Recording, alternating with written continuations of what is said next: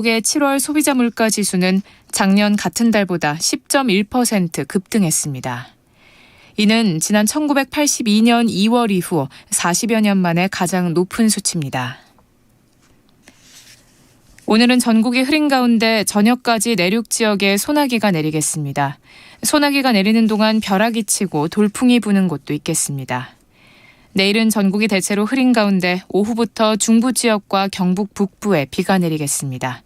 이번 비는 모레까지 이어지겠으며 예상 강수량은 경기 동부 20에서 70mm 정도입니다. KBS 제1라디오 5시 뉴스를 마칩니다. 지금까지 아나운서 박소연이었습니다. KBS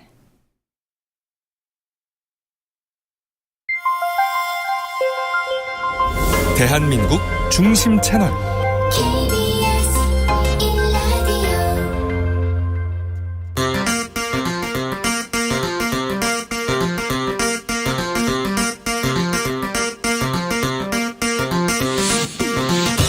주진우 라이브.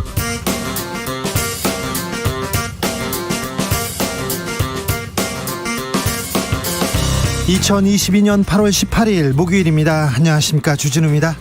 대통령실 개편합니다. 민심 되돌리고 지지율 반등시키겠다는 대통령실 2기 참모진에 김은혜 전 의원 홍보수석으로 합류합니다. 기획실장 정책수석 자리 신설한다고 합니다. 하지만 이번에도 영부인 보좌하는 제2부속실은 검토되지 않고 있습니다. 질문 받는 대통령 되겠다. 취임 100일 윤석열 대통령 약속했는데요. 오늘은 질문 함께 받았습니다. 기자들의 수다에서 알아보겠습니다. 윤석열 정부의 첫 검찰총장, 누가 돼도 식물총장이 될 수밖에 없다. 우려와 걱정이 있습니다. 총장 패싱 인사 논란도 있습니다. 이미 인사 다 끝났는데요. 100일 동안 공석이었던 검찰총장 자리에 윤석열 사단 이원석 대검 차장 내정됐습니다. 한동훈 법무부 장관과는 연수원 동기고요. 삼성 비자금 수사하고 박근혜 전 대통령 조사한 특수통 검사입니다. 공정거래위원장에는 한기정 교수가 내정됐습니다. 주스에서 정리해 보겠습니다. 윤석열 대통령 김대중 오부치 선언 언급합니다. 김대중의 외교력으로 꼬여있는 한일관계 풀겠다고 합니다. 민주당 전당대회에서도 김대중 정신, 김대중의 정치력 소환됩니다. 어찌 보면 청년 정치인의 그 표본, 조상이라고도 볼 수 있습니다. 김대중 대통령. 그런데요, 국민도 속고 나도 속았다. 또 윤석열 대통령 저격한 이준석의 청년 정치에는 어떤 조언을 해주실까요? 만약 지금 곁에 있다면 말입니다. 김홍걸 의원과 함께 김대중 대통령 기억하는 시간 가져보겠습니다. 나비처럼 날아 벌처럼 쏜다. 여기는 주진우 라이브입니다. 오늘도 자중차에 겸손하고 진정성 있게 여러분과 함께 하겠습니다. 임동초 김대중 대통령 서거 13주기입니다. 13년 전 오늘 매우 더웠는데요. 네, 그날 생생합니다. 김대중의 일생하면 어떤 일들이 떠오르십니까? 납치당해가지고 죽을 고비를 넘기기도 했었고요. 망명하기도 했었고요. 그 다음에 투옥되기도 했습니다. 사형수이기도 했었는데 여러분이 기억하는 김대중의 모습 들여다보겠습니다. 그리고요, 여러분이 좋아하는 정치인, 존경하는 정치인 있으면 알려주세요. 안 좋아하는 정치인, 안 존경하는 정치인도 들어보겠습니다. 샵 9730, 짧은 문자 50원, 긴 문자는 100원입니다. 콩으로 보내시면 무료입니다. 그럼 주진우 라이브 시작하겠습니다.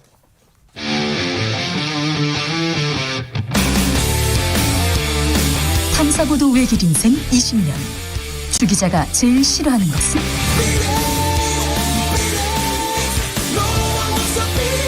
이 세상에서 비리와 부리가 사라지는 그날까지, 오늘도 흔들림 없이 주진우 라이브와 함께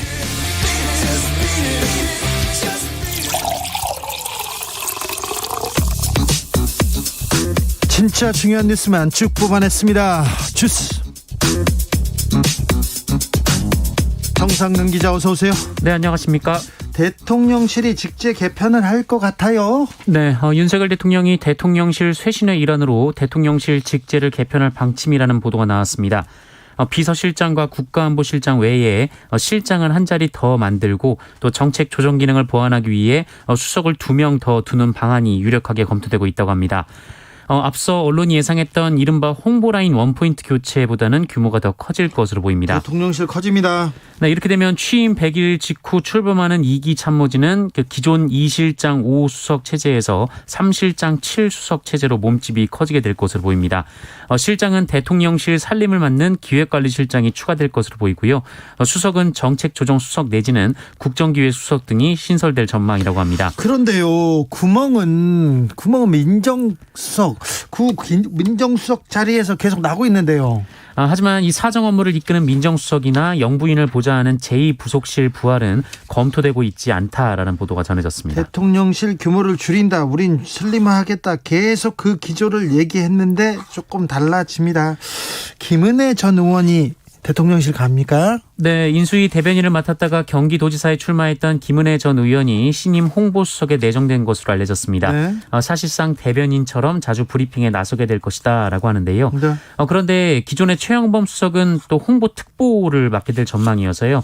이 대통령실의 홍보사령탑이 이 수석인지 특보인지 좀 알 수가 없는 상황이 됐습니다. 수석이 또 전면에 나설 것 같습니다. 강인선 대변인은 또 외신 대변인으로 자리를 옮길 것 같지요? 일단 그런 기사가 계속 나오고 있습니다. 이준석 전 대표, 네, 비판의 수위 계속 높입니다. 네, 이준석 전 대표는 오늘도 방송 출연을 이어갔는데요. 점점 윤석열 대통령에 대한 비판 수위를 높이고 있습니다. 오늘은 KBS 라디오에 출연해서 이 대통령의 통 큰 이미지가 강조되다 보니 선거 결과가 좋으면 선거 때의 갈등은 털고 갈 수 있겠지라고 했는데 그게 아니었다라면서 국민도 속고 나도 속았다라는 말을 했습니다. 이거 국민도 속고 나도 속았다. 들어본 말인데 이거 패러디했네요. 네, 박근혜 전 대통령이 이명박 정부 시절인 지난 2008년 18대 총선 당시 친박계 인사들이 대거 공천 탈락하자 국민도 속고 나도 속았다 이 말을 한 적이 있었습니다. 또한 이준석 전 대표는 윤석열 정부 100일을 평가해달라라는 질문에 윤석열 정부의 모델하우스에는 금 수도꼭지가 달렸는데 정작 납품된 것을 보니 녹슨 수도꼭지가 달렸다라고 말했습니다. 네.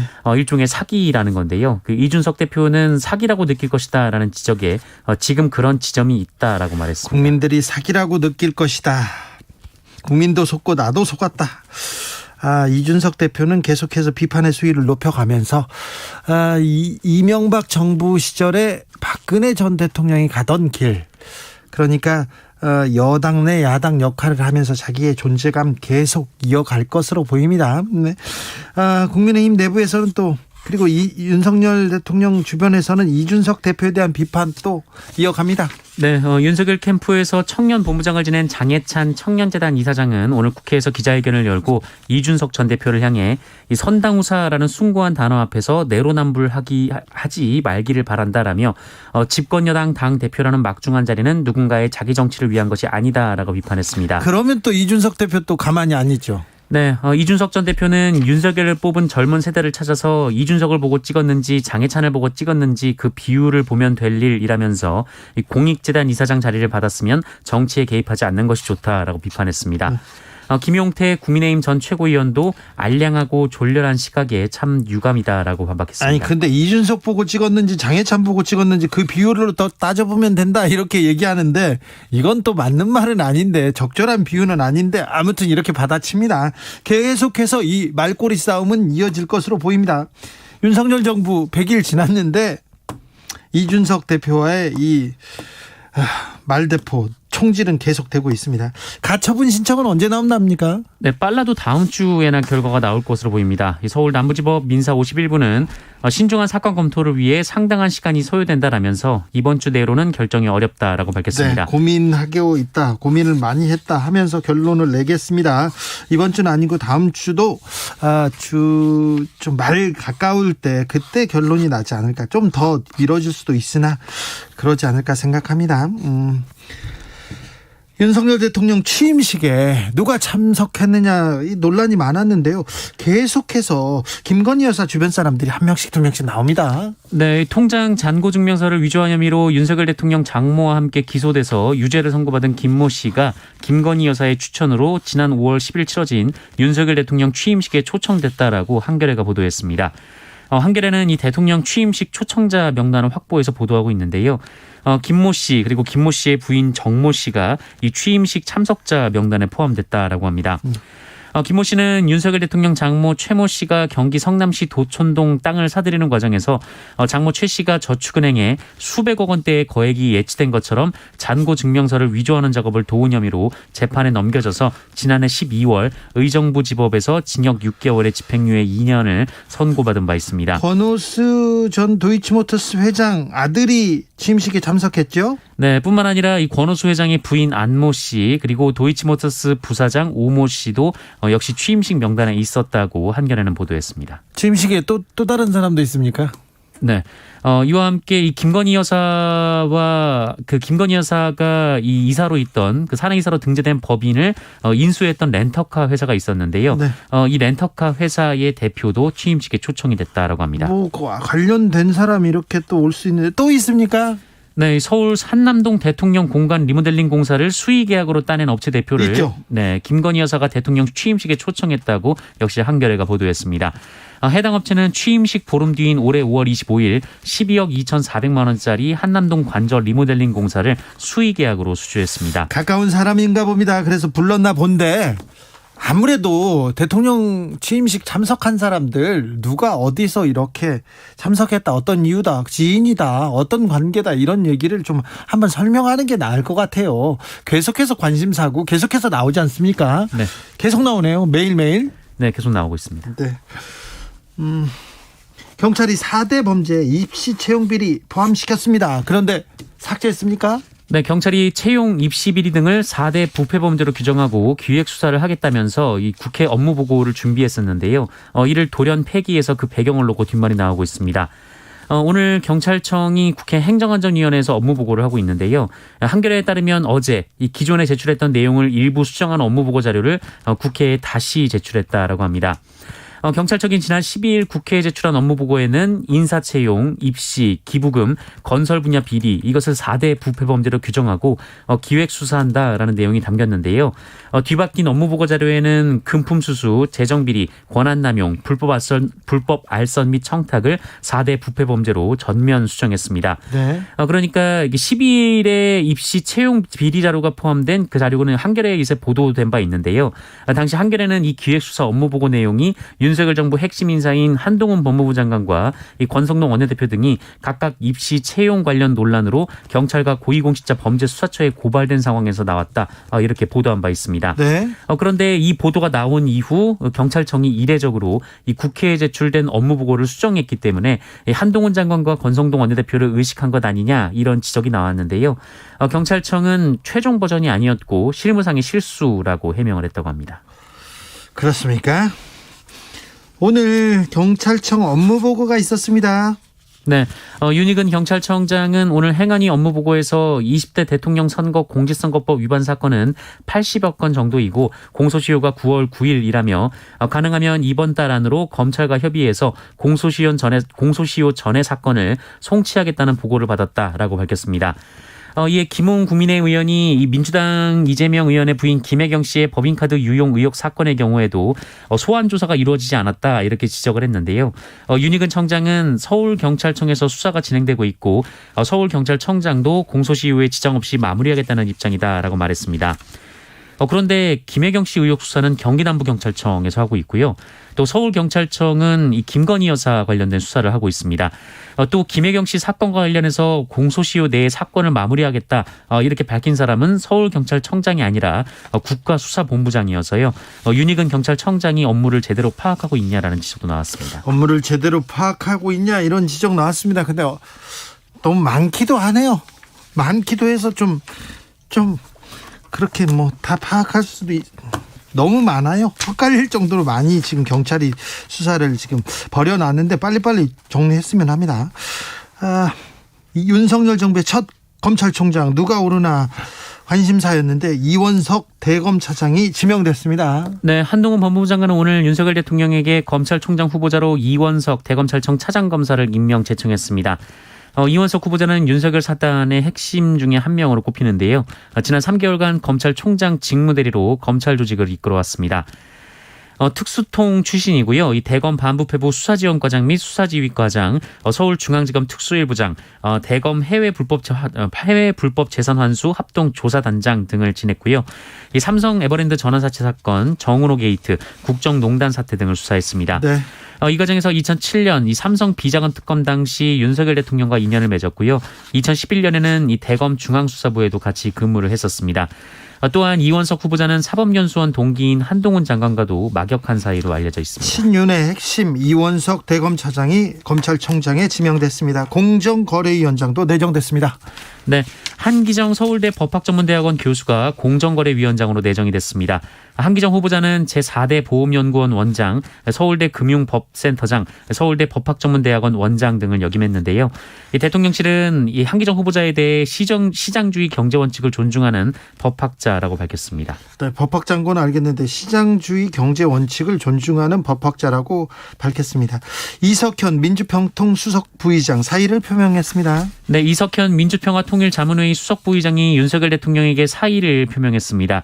이석현 부의장은 오늘 기자들에게 입장문을 보내서 이 국내외에서 의장인 대통령을 대리하는 위치에 있는 민주평통 수석 부의장으로서 대통령의 신임이나 요청이 없는 상황에서 직무를 계속하는 것은 불합리하다고 판단했고 직원들의 고충도 생각했다라며 사임서를 제출했다라고 밝혔습니다. 국회 부의장을 지낸 이석현 민주평통 수석 부의장, 의장은 대통령입니다. 장관급 이상의 예우를 받는데요. 이 자리는 김무성 전 의원이 내정됐다는 보도 나왔습니다. 코로나 상황 어떻습니까? 네, 오늘 코로나19 신규 확진자 수는 17만 8,574명이었습니다. 어제보다 2,200여 명 정도 줄었습니다만 지난주에 1.3배, 2주 전에 1.6배로 배율이 조금 늘었습니다. 지금 코로나 검사를 예전처럼 하지 않는 상황에서 17만 명대면 18만 명에 가까운 매우 많이 나오는 겁니다. 지금 전 세계에서 우리나라가 코로나 확진자가 가장 많은 그런 국가입니다. 그러니까 각별히 조심하셔야 됩니다. 네, 위중증 환자는 전날보다 1명 많은 470명으로 이틀째 400명대를 기록하고 있고요. 네. 사망자는 61명으로 직전일보다 19명이 많았습니다. 사회적 거리두기 물론 필요하고요. 감염 이력이 있는 사람도 3차 접종 권고하고 있습니다. 방역당국에서 박근혜 전 대통령에게 소주병을 던진 40대 실형 선고받았네요. 네, 박근혜 전 대통령에게 소주병을 던진 혐의로 재판에 넘겨진 40대에게 징역 1년이 선고됐습니다. 이 대구지법 서부지원은 오늘 지난 3월 24일 이 대구 달성군 사저에 도착해서 대국민 인사말을 하던 박근혜 전 대통령을 향해 소주병을 던진 혐의, 이 특수상해 미수로 구속 기소된 이모 씨에게 이같이 판결하고 피고인이 범행에 사용한 커터칼, 가위, 쇠톱 몰수를 명령했습니다. 징역 1년 선고됐습니다. 세계 최대 고인돌을 훼손한 김해 씨, 이분들 경찰 조사 받게 됐습니다. 네, 경남 김해시가 세계 최대 규모로 알려진 고인돌 복원 정비 공사를 진행하던 중 유적을 훼손한 혐의로 고발돼서 경찰 조사를 받게 됐습니다. 이건 복원 공사가 아니라 그냥 고인돌을 망쳐놨던데요. 네, 문화재청이 이 정비 사업의 주체인 홍태용 김해시장을 매장문화재 보전 및 조사에 관한 법률 31조 2항을 위반했다면서 고발을 했는데요. 예. 문화재청은 김해시가 지성묘 주변의 박석을 제거해서 상층 일부가 손실됐다, 이렇게 적시한 것으로 알려졌습니다. 관련법은 허가 또는 변경 허가 없이 매장문화재를 발굴한 자, 이미 확인됐거나 발굴 중인 매장문화재의 매장문화재의 현상을 변경한 자, 그리고 매장문화재 발굴의 정지나 중지 명령을 위반한 자는 10년 이하의 징역이나 1억 원 이하의 벌금에 처하도록 하고 있습니다. 이 구산동 지성묘는 지난 2006년 이 택지개발 공사 과정에서 땅속 10m에서 발견이 됐는데요. 길이가 10m, 너비가 4.5m, 높이 3.5m, 이 무게 350톤의 규모로 이 세계 최대 규모의 고인돌로 알려져 있습니다. 당시에는 이 발굴 기술과 예산 확보의 어려움으로 다시 흙을 채워서 보존해 오다가 재작년부터 발굴이 시작된 바 있습니다. 그런데 이렇게 훼손했습니까? 네. 복원도 못할 정도로 정말. 혹시 아파트나 다른 건설 공사를 위해서 일부러 훼손했는지 그거 꼭 좀 따져서 엄벌에 처했으면 좋겠습니다. 주스 정상근 기자와 함께했습니다. 반갑습니다. 감사합니다. 네. 검찰에서 허리 디스크로 형집행정지를 신청한 정경심 교수 형집행정지를 불허했다고 합니다. 여러분이 기억하는 김대중 대통령, 여러분이 좋아하는 정치인 이야기 들어보고 있습니다. 5414님, 문화에 지원을 하되 간섭하지 말아라, 이 얘기 기억납니다. 김미경님은 고 김대중 대통령 하면 흑백 TV 속에서 수의를 입고 법정에 내란 음모죄로 서 있던 모습 가장 먼저 떠오릅니다. 내란 음모였죠. 그때 뭐 사용받았나요? 1213님, 김대중 대통령 하면 노무현 대통령님이 장례식 때 오열하던 그 모습 떠오릅니다. 그 모습 보면서 함께 울었어요, 얘기합니다. 그러니까 그 추모사도 기억납니다. 당신은 죽어서도 죽지 마시라고, 죽어서도 죽지 마시라고, 우리는 노무현이 필요하다, 우리는 당신이 필요하다, 그런 얘기도 기억납니다. 네. 우리가 깨어있으면 노무현은 죽어서도 죽지 않습니다, 이렇게 얘기했던 것도 기억납니다. 네. 1464님, 전 노무현 대통령도 좋지만 노회찬 의원님 참 기억이 많이 남습니다. 항상 약자 옆에서 일하시던 분, 그분 그립고 존경스럽습니다. 네, 네. 8372님, 오세훈 서울시장님 존경합니다. 능력 있고 추진력 있고 소신 있는 정치인입니다. 네, 추진력이 있습니다. 네, TBS 관련해서 추진력 굉장히 있더라고요.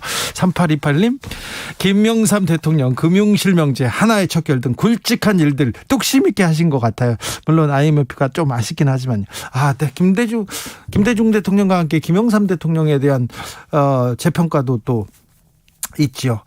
0824님, 더도 말고 덜도 말고 김근태만 같아라. 김근태 의원 이렇게 또 그리워하는 분 있습니다. 네. 선합니다, 눈에. 조혜숙님, 아무리 눈을 씻고 찾아봐도 존경하는 정치인이 없습니다. 슬픈 현실입니다. 존경하는 분들도 정치계에 발만 디디면 이상해지더라고요. 제발 현존하는 정치인 중 존경할 만한 사람이 있었으면 좋겠어요, 이렇게 얘기합니다. 안 좋아하는 정치인 얘기는 나중에 하겠습니다. 교통정보센터 다녀오겠습니다. 김민희 씨. 퇴근 정체가 빠르게 늘었습니다. 수도권 제일순환고속도로 구리에서 판교 쪽으로 구리 부근 사고는 갓길에서 처리 작업을 하고 있지만 퇴계원에서 남양주 사이로 정체 심해졌고요. 조금 더 가서 구리 남양주요금소에서도 사고가 나면서 2, 3차로가 막혀 있습니다. 이 여파바다 부근으로 많이 혼잡해졌습니다. 이후로는 토평에서 강일 사이와 하남분기점에서 광암터널 부근, 다시 서하남 일대로 정체고요. 더 가서도 송파 부근과 또 성남요금소에 에서 판교 분기점을 지나 청계터널까지 정체입니다. 경부고속도로 부산 쪽으로는 먼저 한남부터 서초 사이로 정체고요. 더 가서 수원나들목 진입램프 1차로에서는 사고 처리 작업을 하고 있습니다. 이후 영남권 칠곡휴게소 부근 4차로에서는 낙하물을 처리하고 있습니다. 그 밖에 서울시내 성수대교 북단에서 남단 쪽으로 5차로에서는 사고가 났고요. 강변북로 구리 쪽으로 동호대교 부근 1차로에는 고장난 차가 서 있어서 뒤로 마포대교부터 속도 줄여 지납니다. KBS 교통정보센터였습니다.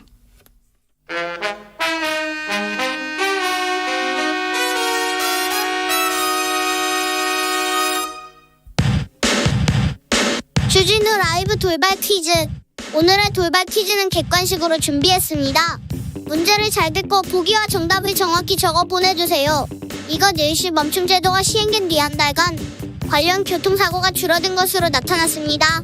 경찰청은 이것 일시 멈춤을 시행한 한 달 동안 발생한 이것 교통사고는 전년도 같은 기간 대비 51.3% 감소했다고 밝혔는데요. 매년 이것 교통사고로 130명 이상이 사망하자 보행자 보호를 위해 이것 일시 멈춤 제도가 시행됐습니다. 차가 오른쪽으로 도는 것을 가리키는 이것은 무엇일까요? 보기 드릴게요. 1번 공회전, 2번 우회전, 3번 공중회전. 다시 한번 들려드릴게요. 1번 공회전, 2번 우회전, 3번 공중회전.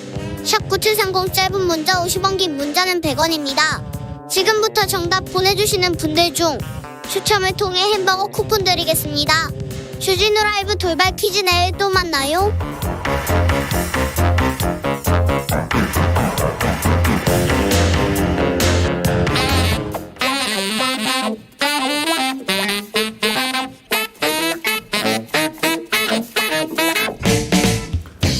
세계는 넓고 이슈는 많다. 우리의 시야를 국제적으로 넓혀보겠습니다. 국내 뉴스, 국제 이슈 다 덤벼라. 지금은 글로벌 시대. 국제적 토크의 세계로 들어가 보겠습니다. 군사 외교 안보 전문가 김종대 전 의원 어서 오세요. 안녕하세요. 세계적인 평론 스케일입니다. 이승원 평론가 어서 오세요. 안녕하세요. 네, 잘 지내시는지요? 아니 뭐 날씨가 덥고 이러는데 뭐 잘 지낼 수 있겠습니까? 예. 그래도 잘 지내셔야죠. 비는 안 와서 좋더라고. 그래요? 예. 네.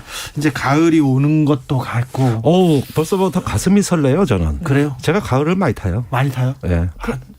그러면 약간 좀 센치해지시고 이러시는 거예요? 저는 센치해져요. 주진우 기자가요? 저도 많이 타거든요. 그렇구나. 저는 돈 안 드는 거는 다 타요. 일단. 네. 이럴 땐 자꾸 슈베르트 음악을 많이 듣게 되죠. 그렇죠. 음악 그래요? 듣게 네. 됩니다. 네. 네. 그런데 네. 좀 저는 센치해지는데. 제가 다음 달부터 여러분들 심기 관리하겠습니다. 제가. 네. 자, 윤석열 대통령 지금 100일을 넘었습니다. 이제 101일 됐는데 기자회견 어떻게 보셨어요? 예, 일단은 그 윤석열 대통령의 기자회견이 이렇게 국민들과의 소통과 대화 방식의 기자회견이 아니라 네. 그냥 그 대통령에게 듣는다. 이 자체가 제목이었거든요. 네. 20분 넘게 모두 발언하고 시간은 40분으로 제한하니까 네. 물론 10분 더 했습니다만 그 강인선 대변인이 자꾸 사회 보면서 시간을 넘겼는데 하면서 이렇게 독촉하고 질문을 이렇게 제한하는 이런 모습이 좀 아쉬웠습니다. 그것보다는 모처럼 뭐 이렇게 기자회견인데 좀 터놓고 얘기하는 더 좀 풍부한 질문도 받고 이랬으면 어땠을까 하는 생각이 드는데 다소 좀 아쉬웠어요. 네. 국민을 여러 차례 언급하고 소통을 얘기하고 뭐 민심 얘기를 하셨는데 말씀하신 기자회견만 보더라도 대변인이 지목하는 특정 이제 기자들 그리고 또 그 기자들의 어떤 질문도 사실은 굉장히 좀 실망스러운 수준이었고요. 예를 들어 여러 가지 있지만 가장 사람들이 궁금해하는 김건희 여사부터 건진 법사부터 여러 가지 이제 이슈들이 있는데 거기에 대해서 질문하는 사람들도 없었고 윤핵관도 없었고요. 네. 그리고 하여튼 질문을 하고 그 질문도 시원치 않았지만 답변도 또 엉뚱한 답변을 하시기도 하고요. 그리고 보통 질문을 하면 다른 얘기하면 후속 질문이라는 게 있어야 되잖아요. 근데 네. 그런 기회도 없었어요. 그런데 기자 출신인 강인선 대변인이 또 그 악역을 했다라는 게 참 안타깝다는 생각이 들고 소통을 한다고 했는데 사실 본인 얘기하고 끝났다는 생각이 듭니다. 네. 네, 뭐 지지율을 올린다기보다는 지지율을 떨어뜨리는 걸 막기 위해서 지지율 떨어지는 걸 막기 위한 어떤 그 기자회견이란 이런 색깔에 느껴집니다. 지난 정부 때 문재인 대통령이 시간을 많이 갖고 자유질문을 하면서 자유질문 질의응답을 가지면서 이렇게 시간을 가졌다. 그 생각을 많이 하시는 것 같은데 저는 이명박 전 대통령 그리고 또 박근혜 전 대통령의 기자회견에 비하면 많이 이렇게 노력하시는구나 이렇게 생각도 하고 큰 실수가 안 나왔다. 그래가지고 네. 대통령실에서는 안도의 한숨을 쉬었다 이런 얘기도 좀 전해 들었어요. 아니 그러니까 네. 이런 기자회견쯤은 너끈하게 여유 있게 좀 받아치는 이런 정도 역량이 아직 준비가 안 된 거예요. 물론 준비는 많이 했어요. 보니까 공부도 많이 하고 나왔더라고요. 그래요? 네, 공부를 제가 보기엔 꼼꼼히 하고 꽤나 준비해서 나온 거예요. 그런데 준비된 것만 보여줘야지 오버하면 안 되는 거고 또 어떤 자유롭게 기자들의 즉석 질문이 나오도록 해서도 안 되는 거고 시간 제한을 미리 공지해서 많은 질문을 원천봉쇄하고 이런 장치들이 많이 들어간 거예요. 네. 예, 그러다가 보니까 이게 좀 아쉬운 기자회견이다 이 뜻이지 네. 준비야 했죠 당연히. 네, 알겠습니다. 그런데 어제 마침에 지금 100일 날 아침에 미사일을 북한에서 2방 팡 또 발사했습니다. 이건 네. 또 무슨 속도가 있습니까? 이번에 발사한 것은 순항 미사일입니다. 네. 이건 유엔 안보리 제재 대상은 아니에요. 순항이 뭡니까? 크루즈 미사일이라고 하는데 우리가 통상 북한의 유엔 안보리에서 제재하는 미사일은 탄도 미사일, 즉 그 비행 궤적이 미리 포물선이 정해져 있어가지고 네. 쏘면은 이제 어떤 중력에 의해 자유 낙하하는 네. 이런 어떤 미사일을 탄도 미사일이라고 하는 거거든요. 굉장히 또 사이즈가 크기 때문에 위협적이고 핵을 탑재할 수 있습니다. 네. 반면에 순항 미사일은 지형에 따라 가지고 여러 번 이렇게 지그재그로 또는 높낮이를 바꿔가면서 하는 일종의 항공기예요. 무인 항공기 같은 거라고요. 그래서 속도가 느리고 크기가 작으니까 이런 것들은 핵을 탑재하기가 좀 곤란하다. 이래가지고 제재 대상에는 돌아가 있지 않습니다. 네. 그런데 왜 쐈을까요? 예, 일단 한미연합훈련이 지금 예고돼 네. 있습니다. 다음 주 월요일부터 시작이 되죠. 그래서 아무래도 한반도의 긴장이 높아지고 있는 시기에 이 순항미사일 역할이라는 것은 북한으로 접근하는 한미연합군을 해상에서 차단할 수 있는 전력입니다. 그러니까 이번에 한미연합훈련도 역시 상륙훈련이라든가 어떤 상륙 강습훈련 이런 훈련이 예정돼 있기 때문에 거기에 대한 맞대응 성격이라고 봐야 되겠죠. 네. 이틀 전에 광복절에 윤 대통령은 담대한 구상이라고 이렇게 얘기를 했습니다. 이 담대한 구상에 대해서 태영호 국민의힘 의원은 김정은이 비핵화 협상에 나올 경우 얻을 수 있는 것들이 참 많겠구나 하면서 마음이 흔들릴 것이다 이렇게 얘기했는데 어떻게 보셨습니까?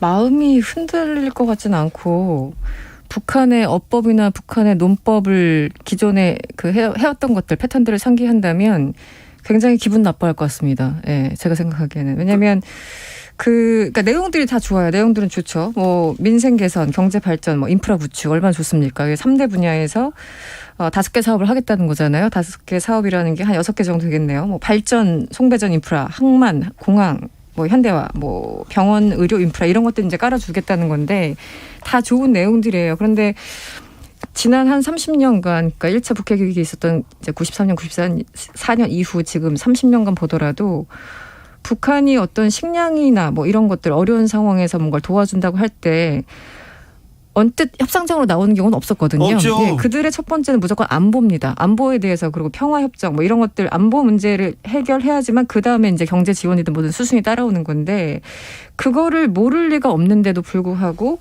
처음부터 식량 뭐 이런 것들 꺼내들었어요. 그러니까 이게 상대방이 그 협상이라는 건 상대방이 뭘 원하는지 그 어젠다라는 게 있는 건데 그것을 모르시지 않는 분들이 이 개혁을 짰고 그걸 이제 대통령의 입을 통해서 발표를 했을 텐데 왜 이런 구상이 나왔는지 저 개인적으로 좀 이해가 안 가는 그런 상황입니다. 네. 담대한 구상에 대해서 북한은 좀 움찔합니까? 좀 혹할까요? 예, 이번에 그 담대한 구상은 우리 이승원 평론가께서 말씀하신 것 외에 뭐가 담대하냐? 네. 이 부분을 좀 따져봐야 되겠는데요. 좀 거부할 수 없는 제안 그런 거 있지 않습니까? 그러니까 매력적인 거. 매력적이야. 움직이죠. 움찔하죠. 사실 북한이 관심을 만한 얘기가 있긴 있습니다. 그래요? 예를 들어서 비핵화가 다 되면 그때 가서 뭘 주겠다 이런 얘기가 아니라 비핵화 협상 초기부터 경제 제재 완화를 같이 검토할 수 있다는 거고. 그래요? 예, 그다음에 이런 말은 신선하죠. 힘에 의한 현상 변경을 추진하지 않겠다. 네. 이건 북한에 대한 어떤 불가침, 네. 그동안의 합의를 준수하겠다는 존중. 얘기고, 그다음에 미국과 북한 간의 외교 정상화도 지원하겠다. 네. 이게 판문점 선언 문재인 대통령 당시에 나와 있던 것을 계승하고 그걸 초월하는 거거든요. 이렇게 보면 담대하긴 담대해요. 그렇습니다. 네, 담대하긴 담대한데 그러나 이것이 이제 실천 전략이라든가 실행 가능성을 낮게 보는 이유가 있습니다. 북한을 제재하는 당사자는 미국과 유엔입니다. 그러니까 제재를 풀고 완화하고 뭐고 이런 것들은 윤석열 대통령이 혼자서 얘기할 사안이 아니라 미국과 국제사회를 설득하는 모습을 보여줘야 그때 가서 북한도 믿지. 혼자 이러면은 믿을 사람 뭐 북한뿐만 아니라 우리 국민들도 별로 없어요. 우리가 제재 주체가 아닌데 미국이 제재법이 있고 유엔의 제재 결의안이 6개가 있고 그런데 마침 미국에서 반응이 나왔어요. 그 윤석열 대통령의 제재 완화 발언은 가설적 상황이다. 그러니까 한마디로 선을 그어버린 거죠. 그건 어떤 북한하고 대화가 성숙된다는 또 북한의 어떤 비핵화 의지가 검증될 가능성이란 전제하에서 논의되는 거니까 그러면 이건 가설을 얘기한 것이다.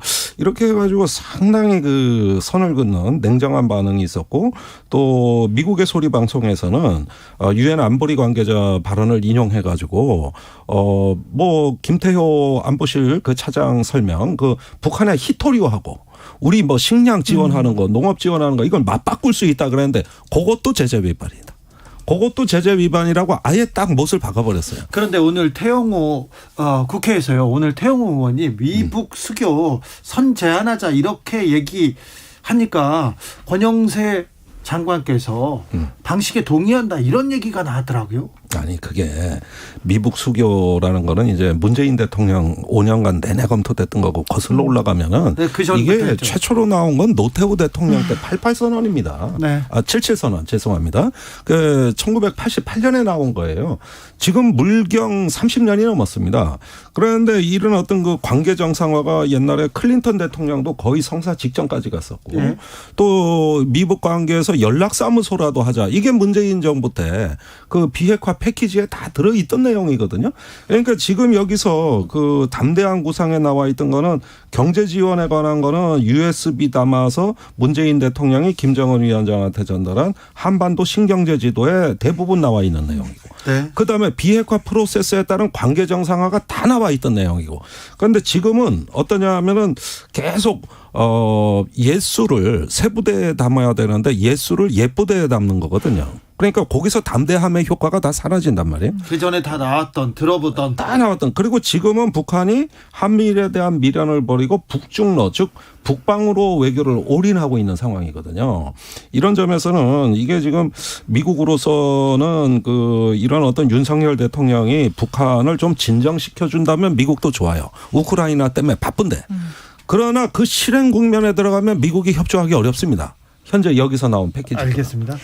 이게 보면은 오늘 권영수 장관이 이제 국회에서 얘기한 것도 이런 겁니다. 북한의 실질적인 비핵화 진전에 따라서 이 순서가 중요한데 경제, 정치, 군사적 상응 조치를 포함해서 과감하고 포괄적인 구상이다 이렇게 얘기를 하고 있어요. 네. 근데 처음에도 역시 경제가 들어갑니다. 북한은 가장 뒤 후순위에 두고 있는 게 경제. 물론 속내는 뭔가를 받고 싶겠죠. 하지만 항상 군사적인 상응 조치 혹은 정치, 그다음에 경제 이렇게 순서가 가는데 저는 이것도 참 발언을 할 때 그 순서가 왜 중요하냐면 저 멀리 가보겠습니다. 왜냐하면 지금 일하시는 그 분이 혹은 그 분들이 MB 때 일을 했기 때문에 그래서 그 MB 때를 돌아가면 지난 2009년이었어요. 2009년에 오바마 정부가 처음 시작을 합니다. 그리고 힐러리가 첫 번째 국무장관이었죠. 근데 그 당시 아시아 소사이어티 무슨 포럼이었는데 힐러리가 그때까지만 해도 첫 국무장관이고 하니까 북한 쪽에 좀 대화를 하자고 여러 가지 제스처를 했어요. 근데 힐러리의 워딩은 그런 거였습니다. 북한이 핵을 포기한다면 북미 수교를 하겠다. 그다음에 평화협정을 하겠다. 그다음에 경제 지원을 하겠다. 그게 맞는 순서가 이게 맞는 순서입니다. 네, 그러니까 맞아요.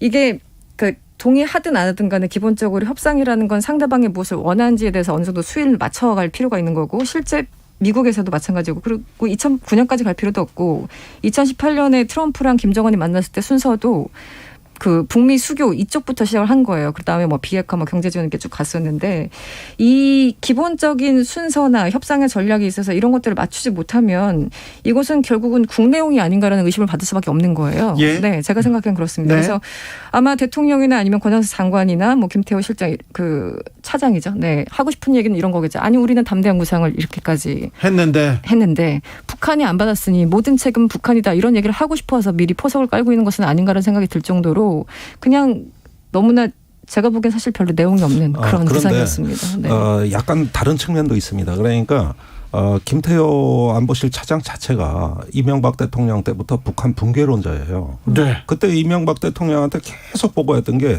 이제 곧 북한 망할 건데 뭐하러 임태희 노동부 장관이 가서 남북 비밀 정상회담 합의하고 이런 것들을 다 반대했던 양반이에요.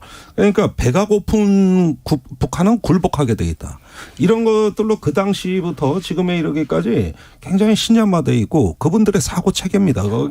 이게 현실에 맞든 안 맞든 위험한데요. 네, 거기에다가 지금 이렇게 경제를 앞세워 가지고 북한에 접근한다 그럴 때 물론 북한이 경제에 관심이 있습니다. 그런데 만약에 비핵화를 하고 외부의 경제 지원을 받는다면 그 상대가 중국이지 왜 한국입니까? 사실 지금까지 제가 그 북한의 아태평화이라든가 이렇게 북측 사람들하고 굉장히 얘기를 하다 보면 달라진 게 있어요. 김대중 노무현 대통령 시대의 경제 협력을 원하지 않아요. 이미 평양의 가장 큰 백화점이 중국 겁니다. 중국 또 북한에 쓸만한 탄광에 중국이 다 들어와 있어요. 그런데 국제 제재 때문에 지금 개발을 못 하고 있는 거거든요. 그런데 중국은 이미 북한에 투자할 대규모의 그 자금도 준비를 해놓은 상태거든요. 그러면 한미일의 자유주의 풍조, 이 자기네 어떤 국가의 정치 체제를 혼란스럽게 할 수 있는 자유주의자들의 돈을 받겠습니까? 아니면 이제는 커지고 기술 수준도 월등히 높아진 중국의 돈을 받겠느냐는 것이죠. 그래서 북한 사람들이 저한테 또 남치게 답답해하는 게 이제 중국하고 사실 웬만한 경제 협력은 다 논의해가지고 남측하고 할 사업이 없다. 네. 이렇게 얘기를 한단 말이에요. 아, 참 남과 북이 멀어지는 사이에 그 사이에 중국이 탁 좀 그 자리를 차지한 것 같아서 좀 마음이 아픕니다. 한일 관계에 대해서 좀 다시 얘기해 보겠습니다. 윤석열 대통령이 후보 시절부터 김대중 오부치 선언 계승하겠다, 빠르게 한일 관계 복원시키겠다 이렇게 계속 얘기하는데 왜 계속 김대중 오부치 선언 얘기를 하는 걸까요? 뭐 과거 그때 그 정도 수준으로 이제 한일 관계를 끌어올리겠다라는 기본적인 토대는 갖고 있는 것 같은데 매우 그때는 네. 뭐 상호 존중하고 그렇죠. 일본이 막 사과하고 통절한 반성이 들어가 있었죠. 있죠. 그러니까요. 네. 그런데 이 통절한 반성이 전제되고 기본적인 관계에서 앞으로 이제 한일 관계가 너무 과거에만 집착하지 말고 미래를 보자. 그때는 네. 굉장히 좋은 선언이었고 우리 국민들도 상당히 인정하는 그런 부분이었는데 지금 빠진 게 통절한 사과 부분이지 않습니까? 그렇죠. 네. 선언만 얘기할 게 아니라 그 전제 조건에 대해서 짚고 넘어가야 되는데 지금 이번에 8.15 광복절 윤 대통령의 워딩을 보거나 그 이후의 워딩들을 보면은 사실 위안부 문제나 강제징용에 대해서 거의 언급이 없습니다. 거의 뭐 제로이다시피 하고 과거사라는 단어로 퉁치고 이렇게 얘기를 가고 있는데 지나치게 이 워딩들이나 이런 걸 보면은 일본의 눈치를 그러니까 관계 개선하겠다는 건 굉장히 좋은 목적인데 그럼에도 불구하고 방법론이라는 게 있잖아요. 그런데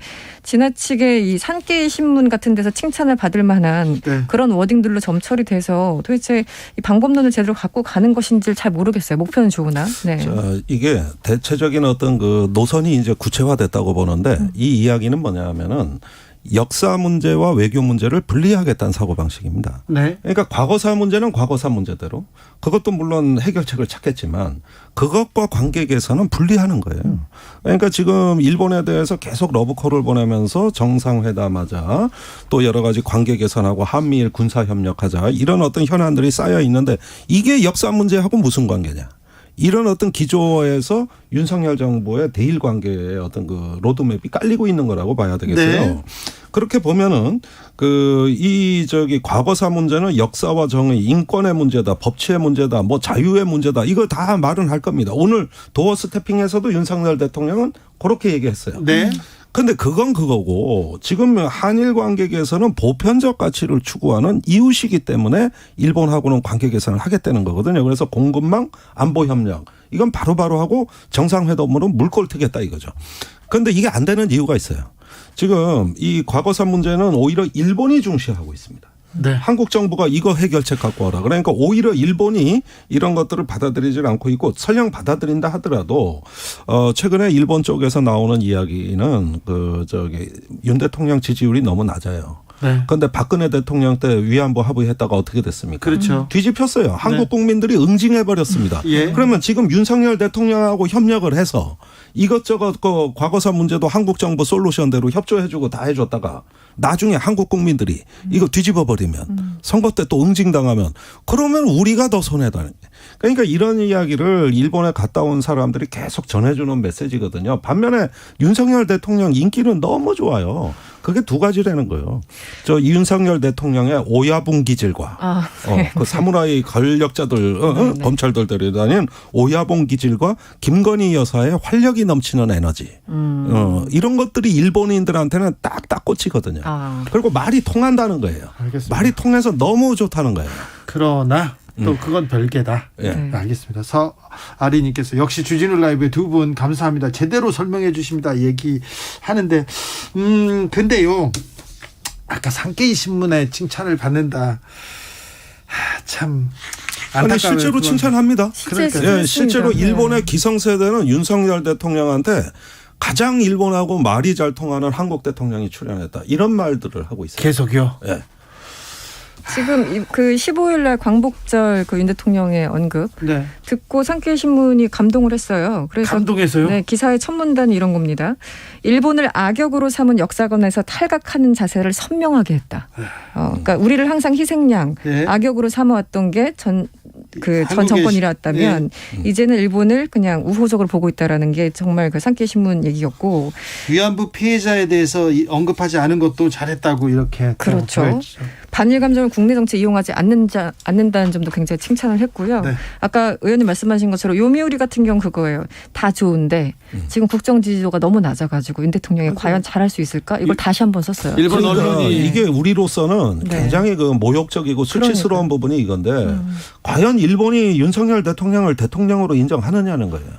예를 들자면 윤석열 대통령을 파트너로 보고서 이것저것 협력하고 합의했다가 지금도 지지율이 낮은데 이게 나중에 오히려 우리한테 불똥이 돼서 될 수도 있다. 실제 위안부 합의가 바로 그런 케이스였다. 이렇게 본다는 겁니다. 일본 언론들이.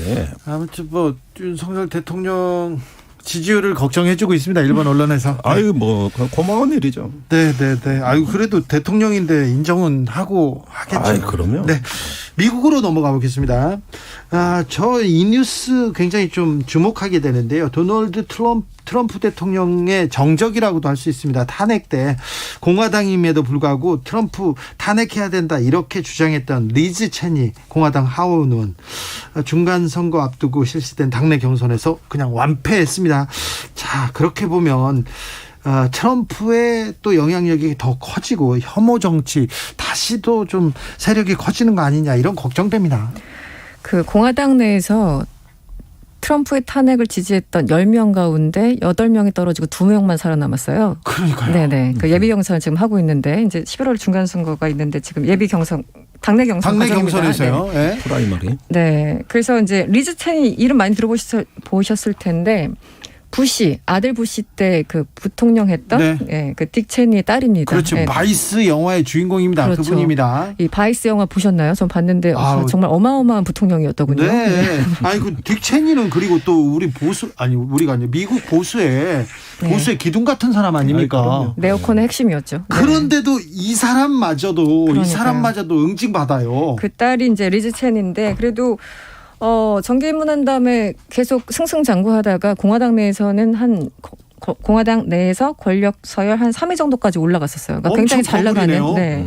그랬는데 이 분이 이번에 이제 트럼프의 반대 지형에 섰다는 이유로 예비 경선에 떨어진 겁니다. 그러니까요. 큰 차이로. 큰 차이로. 네. 그리고 상대방은 또 정치 신인이었다고 해요. 네. 그러니까 굉장히 여러 가지 정치적인 해석들이 나오고 있는데 AP 통신이나 뉴욕 타임즈였나 이런 데 이제 보면은 이 리즈 체니가 이제 떨어진 걸 보면은 링컨 당에서 이제는 트럼프 당으로 확실하게 전환하는 가운데 리즈 체니는 희생양이 됐다. 이런 식으로 어마어마하게 정치적인 해석을 하고 있는 거예요. 그렇죠. 네. 그러니까 예전에는 뭐 링컨까지 갈 필요도 없이 옛날 그 아들 부시 때나 네. 이때만 해도 정말 뭐 니오콘이든 뭐든 보수주의 정통파였다면 이제는 그냥 트럼프 당이야. 그 변환 과정에서 체니의 실타가 있는 거야. 이렇게 보는 거예요. 네. 그러니까 이 얘기는 앞으로 그 몇 년 뒤에 이제 대선이 다시 시작이 된다면 트럼프에게는 충분히 가능성이 있다는 것을 상징적으로 보여준 사건으로 지금 미국 언론들은 그 기록을 하고 있습니다. 트럼프의 네. 힘이 이렇게 그러니까 어마어마합니다. 트핵관의 당이 된 거예요. 예. 국민의힘 윤핵관의 당으로 네. 된다고 이렇게 국가가 소란스러운데 네. 트럼프 핵심 관계자들의 공화당 이렇게 그렇죠. 헤게모니가 장악된 거. 트럼프 당이 이런 식으로 됐어요. 봐야 되겠죠. 네. 그래서 11월 이제 중간 선거를 하게 된다면 그렇다면은 이제 대선의 전초전이 본격적으로 진용을 갖춰 시작하는 겁니다. 사실 트럼프가 곧 대선 출마 선언할 거예요. 네. 하겠죠. 오히려 네. 더 빨라졌어요.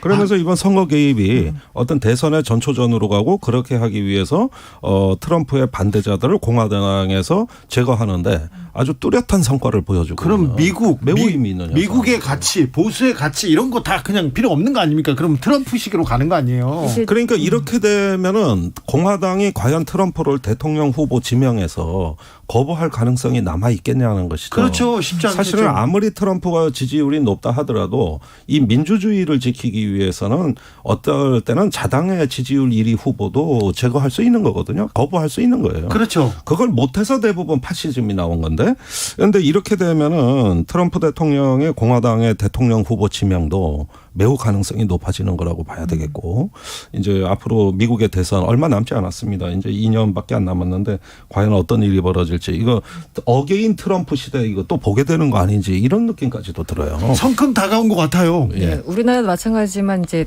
당심과 예. 민심이 좀 괴리되는 경우 있지 않습니까? 그렇죠. 그러니까 지금 여론조사를 굉장히 많이 돌리고 있는데 미국 언론에서 트럼프 공화당에서는 투표는 여전히 압도적으로 우위를 차지하고 있는 건 맞아요. 그런데 공화당 소속이 아닌 뭐 공화당 성향의 사람들도 포함되어 있겠지만 이제 소위 말하는 무당층까지 하면은 트럼프가 공화당 내 지지자들만큼 그렇게 인기가 있는 건 아니에요. 그렇지만 이번에 이 FBI가 압수수색하지 않았습니까? 네. 그러니까 역대 대통령 압수수색하는 경우는 거의 처음이 있었던 네, 일인데 네. 그것 때문에 지지율이 더 결집되고 있는 거예요. 그래서 최근에 FBI 압수수색 이후에 여론조사를 돌려보면 당내도 그렇고 무당층도 그렇고 트럼프에 대해서 더 지지하는 지지율이 올라갔다고 합니다. 국민의 네. 민심을 다 얻는 데까지는 어렵겠지만 공화당 내 당심을 잡는 데는 충분할 수도 있어요. 충분히 재료가 된 거죠, 이번에 압수수색이. 네. 그럼 다시 트럼프 시대 가는 거예요? 그러면 다시 그 남북 문제는 북미 남북 정상회담은 문제, 어떻게 되는 북미 걸까요? 정상회담은 또 기대해 볼 만하지 않습니까? 네. 뭐 여러 가지 지금 우리가 우려하는 건 민주주의 파괴, 적대와 혐오의 정치, 미국 내 정치 폭력이 지금 늘어나고 있어요. 네. 얼마 전에도 한 사람이 차를 몰고 돌진해서 사망하는 사건도 일어났는데 트럼프 지지자고. 무장하고 FBI 막 쳐들어가잖아요. 그래서 이런 건데 지금 미국의 민주주의의 기본 체력이 예전보다 좀 허약해진 거 아니냐. 과연 이런 적대와 혐오 정치를 넘어서 미국 민주주의를 지켜내는 지성은 튼튼한가. 그리고 이런 식으로 계속 나가다 보면 이거 국민들이 분열되게 돼 있는 그렇죠. 거거든요. 네. 이게 가장 미국에서 이렇게 만연한 적대와 혐오 정치 전 세계로 퍼져나가거든요. 우리나라가 뭐 굉장히 양극화됐다고 하지만 네. 미국도 만만치 않고요. 지금 뭐 여러 가지 그 FBI나 여러 가지 이제 수사 보면은 더 이상 과거에 미국이 지탱해왔던 어떤 기본적인 패턴이나 어떤 프로토콜 이런 것들은 다 이제 어그러지는 상황이 아닌가 싶습니다. 네. 극단적인 정치의 양극화, 서로를 거의 악마화하는 그 극단적으로 싸우는 이런 혐오의 정치가 전 세계적인 추세인가요? 추세인 것 같습니다. 예, 그런데 이제 미국과 유럽 정치의 지난 10년간 가장 두드러진 특징은 좌우 포퓰리즘의 도약입니다. 예, 그러면서 이제 국민들을 아웃사이더 외곽에서 와가지고 그대로 선동해버리는 포퓰리즘 정치가 전성기를 이루고 있어요. 그렇죠. 그래서 집권한 사람도 많아요. 주로 우파지만. 예, 그렇다고 해서 좌파가 또 지지 않습니다. 그래서 지금 유럽에서는 이미 극우 정당의 집권이 뭐 헝가리를 비롯해서 몇 군데서는 이미 이루어지고 또 추가로 예상이 되거든요. 이런 면에서 봤을 때는 극단의 정치의 시대. 이거는 정체성의 정치 시대입니다. 그러니까 어떤 합의된 수구의 민주주의의 기본 틀이 파괴되고 적대 혐오 분열 속에서 포퓰리즘이 성장하는 것이죠. 이게 민주주의 후퇴입니다. 민주주의 후퇴 그 파장이 우리나라에도 그대로 미친 것 같다. 미치고 있지 않습니까? 미치고 있죠. 그래서 걱정이에요. 네, 그래도 아직 한국 민주주의가 조금 낮습니다. 수준이 조금 그거보단 좀 나요. 하기야 우리가 미국을 걱정해야 됩니다. 그래 국민이 정치인 걱정하고 대통령 걱정하고 그다음 미국 걱정하는 우리. 세계가 미국을 걱정하고 있습니다.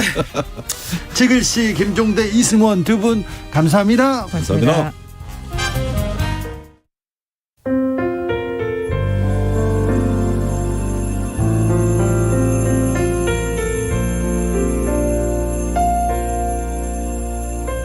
KBS 라디오 연중기획 희망충전 대한민국 495번째 이야기.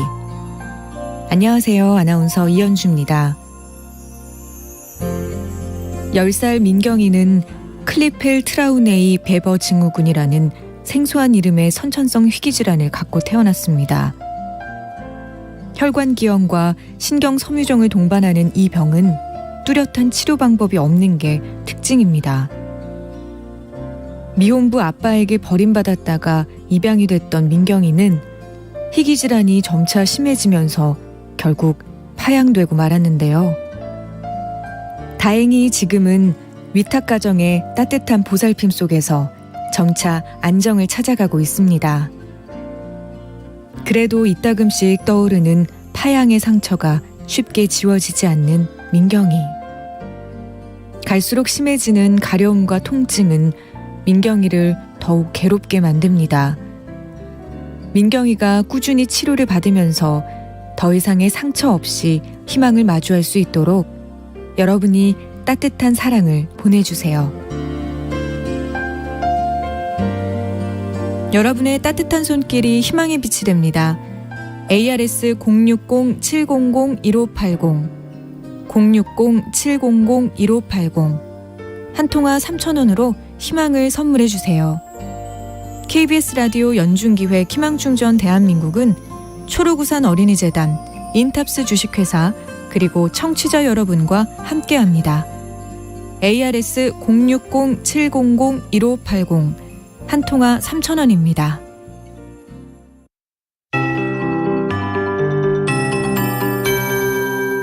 KBS 58분 날씨.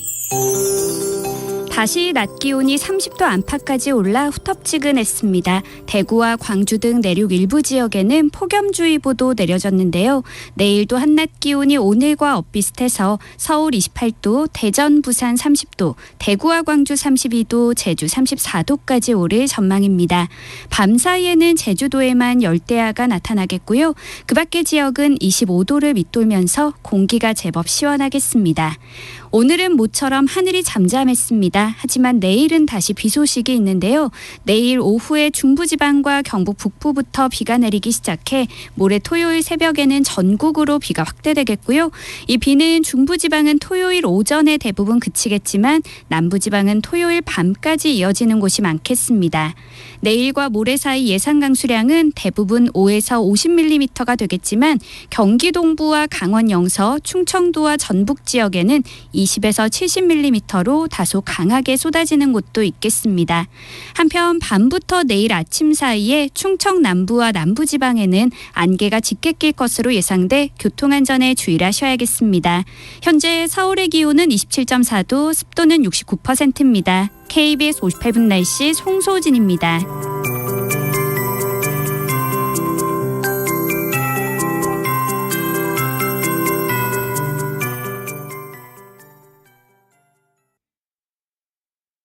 정성을 다하는 국민의 방송 KBS가 6시를 알려드립니다.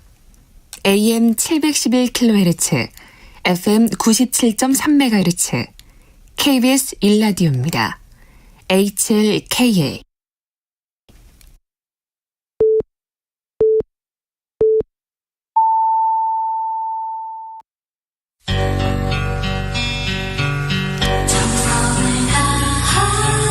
정성을 다하는 국민의 방송 KBS 주진우 라이브. 그냥 그렇다고요. 이 시각 라디오 정보센터 뉴스입니다.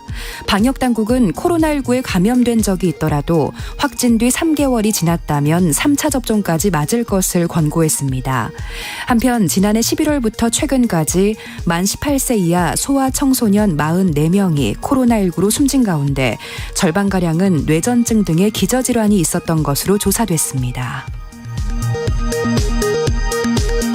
윤석열 대통령은 오늘 검찰총장 후보자의 이원석 대검 차장검사, 공정거래위원장 후보자의 한기정 서울대 법학전문대학원 교수를 각각 지명했습니다. 대통령실은 조직 인적 개편과 관련 정책기획 수석을 신설하는 방안을 검토 중이라고 밝혔습니다. 이준석 전 국민의힘 대표가 당의 비상대책위원회 전환 효력을 정지해달라는 가처분 신청에 이어 본안 소송도 제기했습니다. 한편 서울 남부지법은 이 전 대표가 제기한 가처분 신청 사건에 대해 신중한 사건 검토를 위해 상당한 시간이 소요된다며 이번 주 내로는 결정이 어렵다고 밝혔습니다. 올해 상반기에만 나라 살림 적자가 100조 원을 넘어선 것으로 나타났습니다. 기획재정부는 세수 호황에 총 수입이 지난해보다 35조 원 넘게 늘었으나 추가 경정 예산 사업 등으로 총 지출이 더 많이 늘어났기 때문이라고 밝혔습니다. 지난달 말 기준 국가 채무는 약 1,008조 원으로 집계됐습니다. 지금까지 라디오 정보센터 뉴스 박의주였습니다.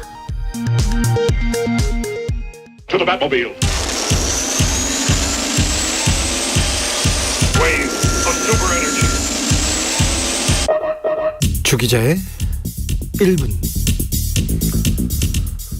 요즘 평화, 민주주의 그리고 지도자에 대한 많은 생각을 하게 됩니다. 여러분도 그러시죠? 오늘은 김대중 전 대통령이 서거한 지 13년 되는 날입니다. 한평생 민주, 평화 그리고 인권의 길을 걸었던 DJ의 길을 돌아보게 됩니다. 김대중 정신이 더욱 절실해졌다고 말하시는 분들 많습니다. 그래서 오늘은 김대중 전 대통령이 남긴 말 되새겨 보려고 합니다.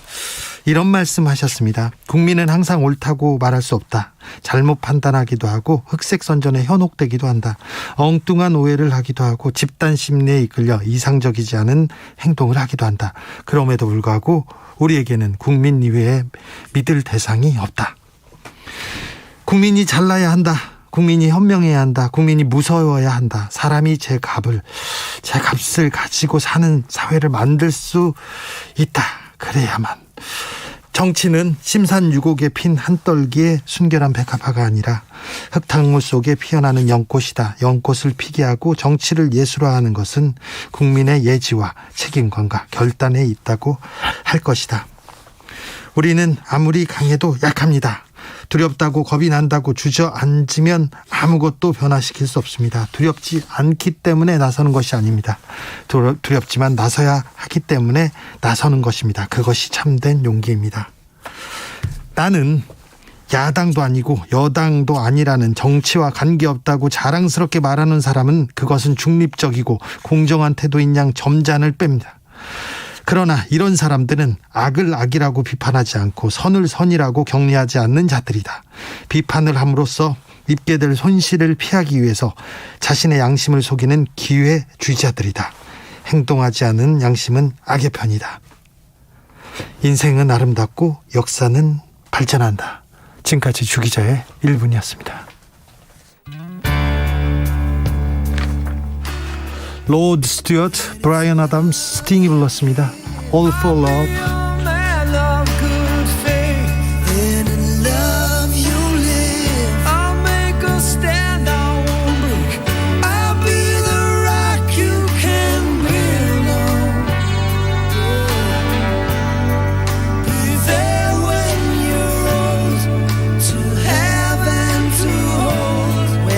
Love inside. I swear I'll always be strong. Then there's a reason why.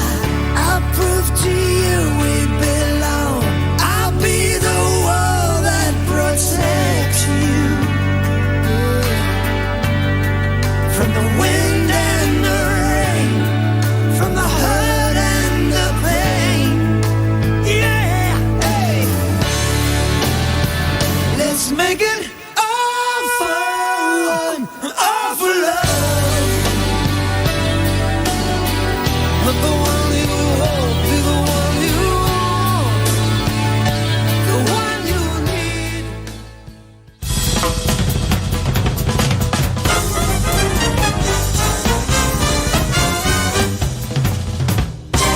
훅 인터뷰. 모두를 위한, 모두를 향한, 모두의 궁금증 훅 인터뷰. 민주주의가 위기라고 합니다. 집권 여당 국민의힘 대표는요, 당내 민주주의가 훼손됐다고도 했습니다. 지금 혼란스러운 정치가 다시 김대중을 불러냈습니다. 왜 지금 다시 김대중인지, 오늘 서거 13주기를 맞았는데요. 김대중 대통령의 삼남 김웅걸 의원 모셨습니다. 안녕하세요. 예, 안녕하세요. 벌써 13년이 됐습니다. 예. 오늘 추도식이 있었죠?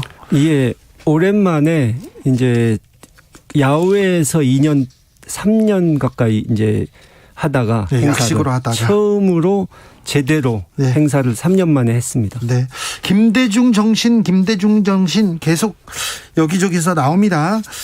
왜 이 시기에 지금 김대중 정신을 불러냈을까요?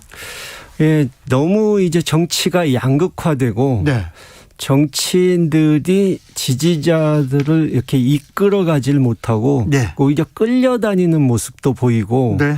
하다 보니까 좀 그런 얘기가 더 나오는 것 같고 네. 돌아가신 분을 이렇게 좀 그리워하는 마음이 더 강해지는 것 같습니다. 네, 지금 국민이 정치를 걱정하고 정치인을 걱정하고 지도자를 걱정합니다. 그렇게 돼버렸죠. 네. 지도자가 국민을 좀 이끌고 가야 되는데 국민들이 좀 걱정합니다.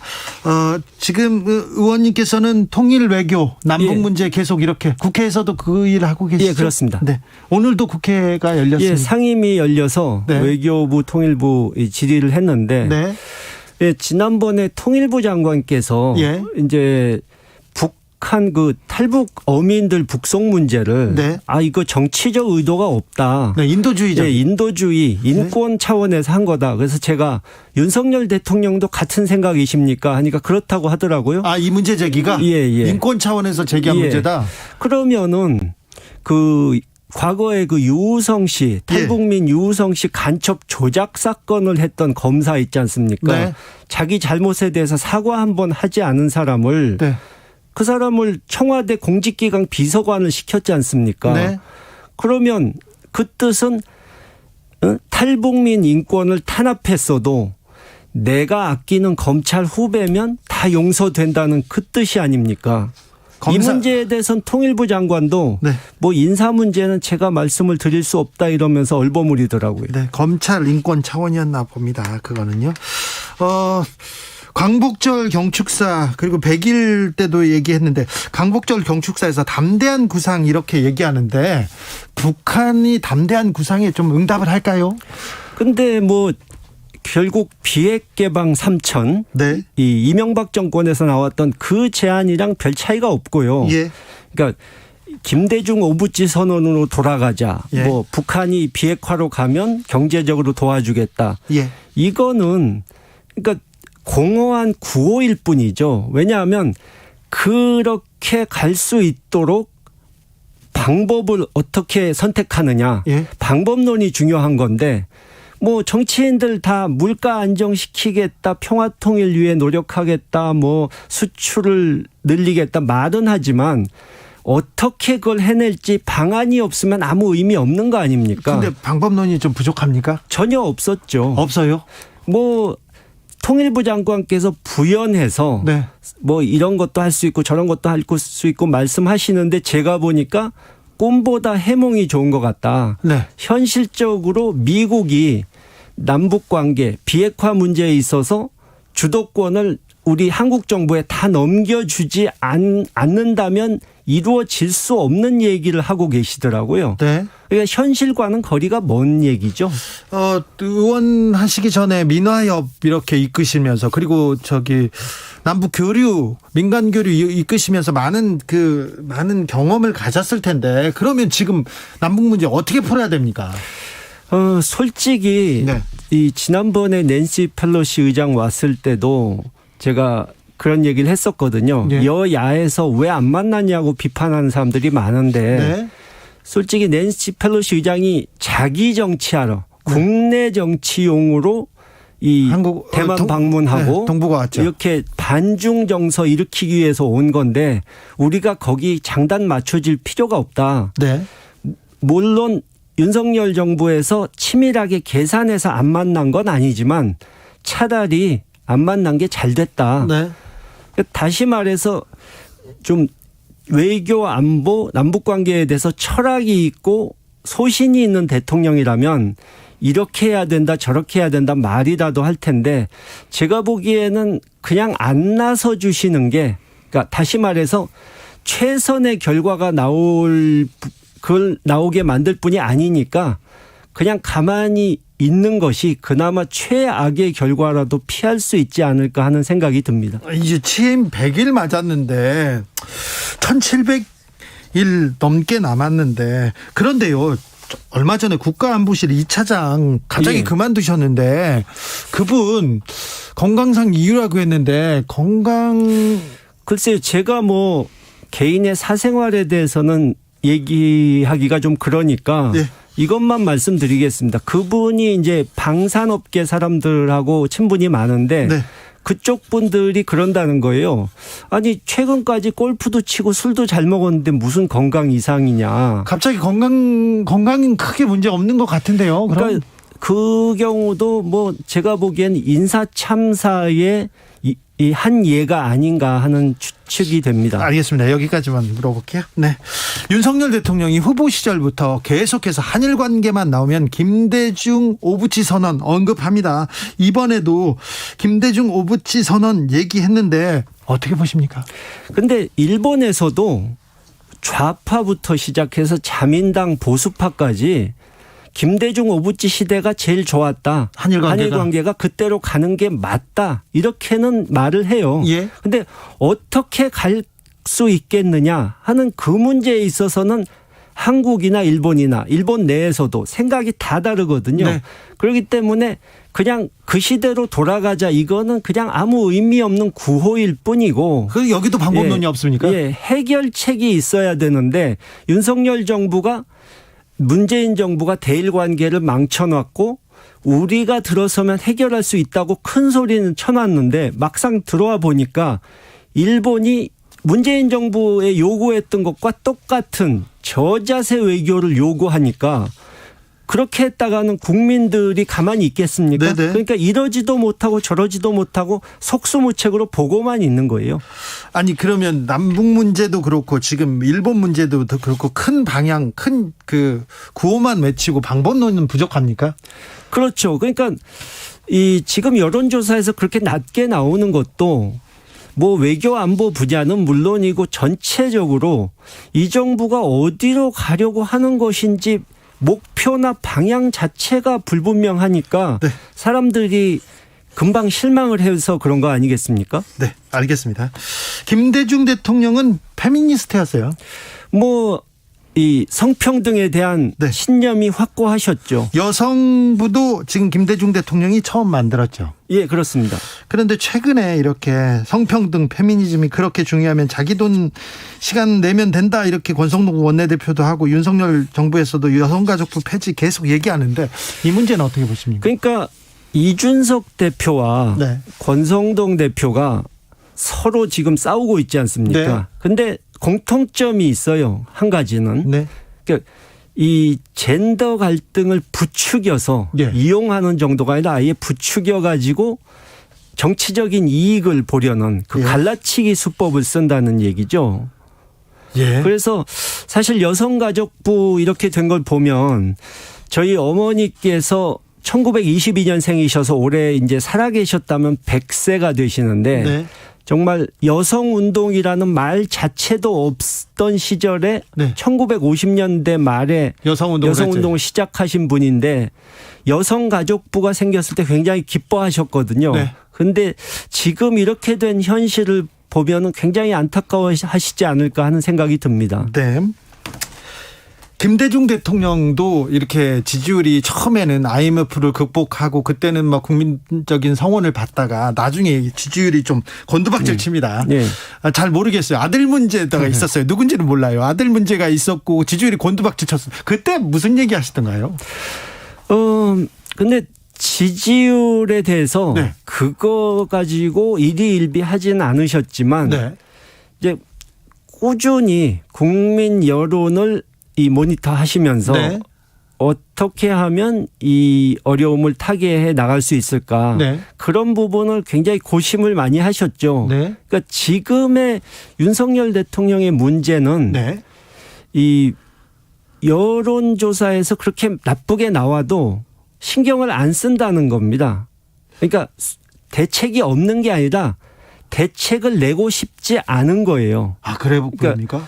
근본적으로 제가 대선 전부터 말씀을 드렸는데 아마추어 정치인 이 정무 감각도 없고 정치력도 없는 사람을 대통령으로 뽑으면 분명히 문제가 생긴다고 했는데 이렇게 문제가 생기지 않습니까? 그런데 이 근본적인 문제가 그분은 정치를 하려고 공부를 하지도 않았고 스스로가 자기는 정무 감각 없다고 하는 분이에요.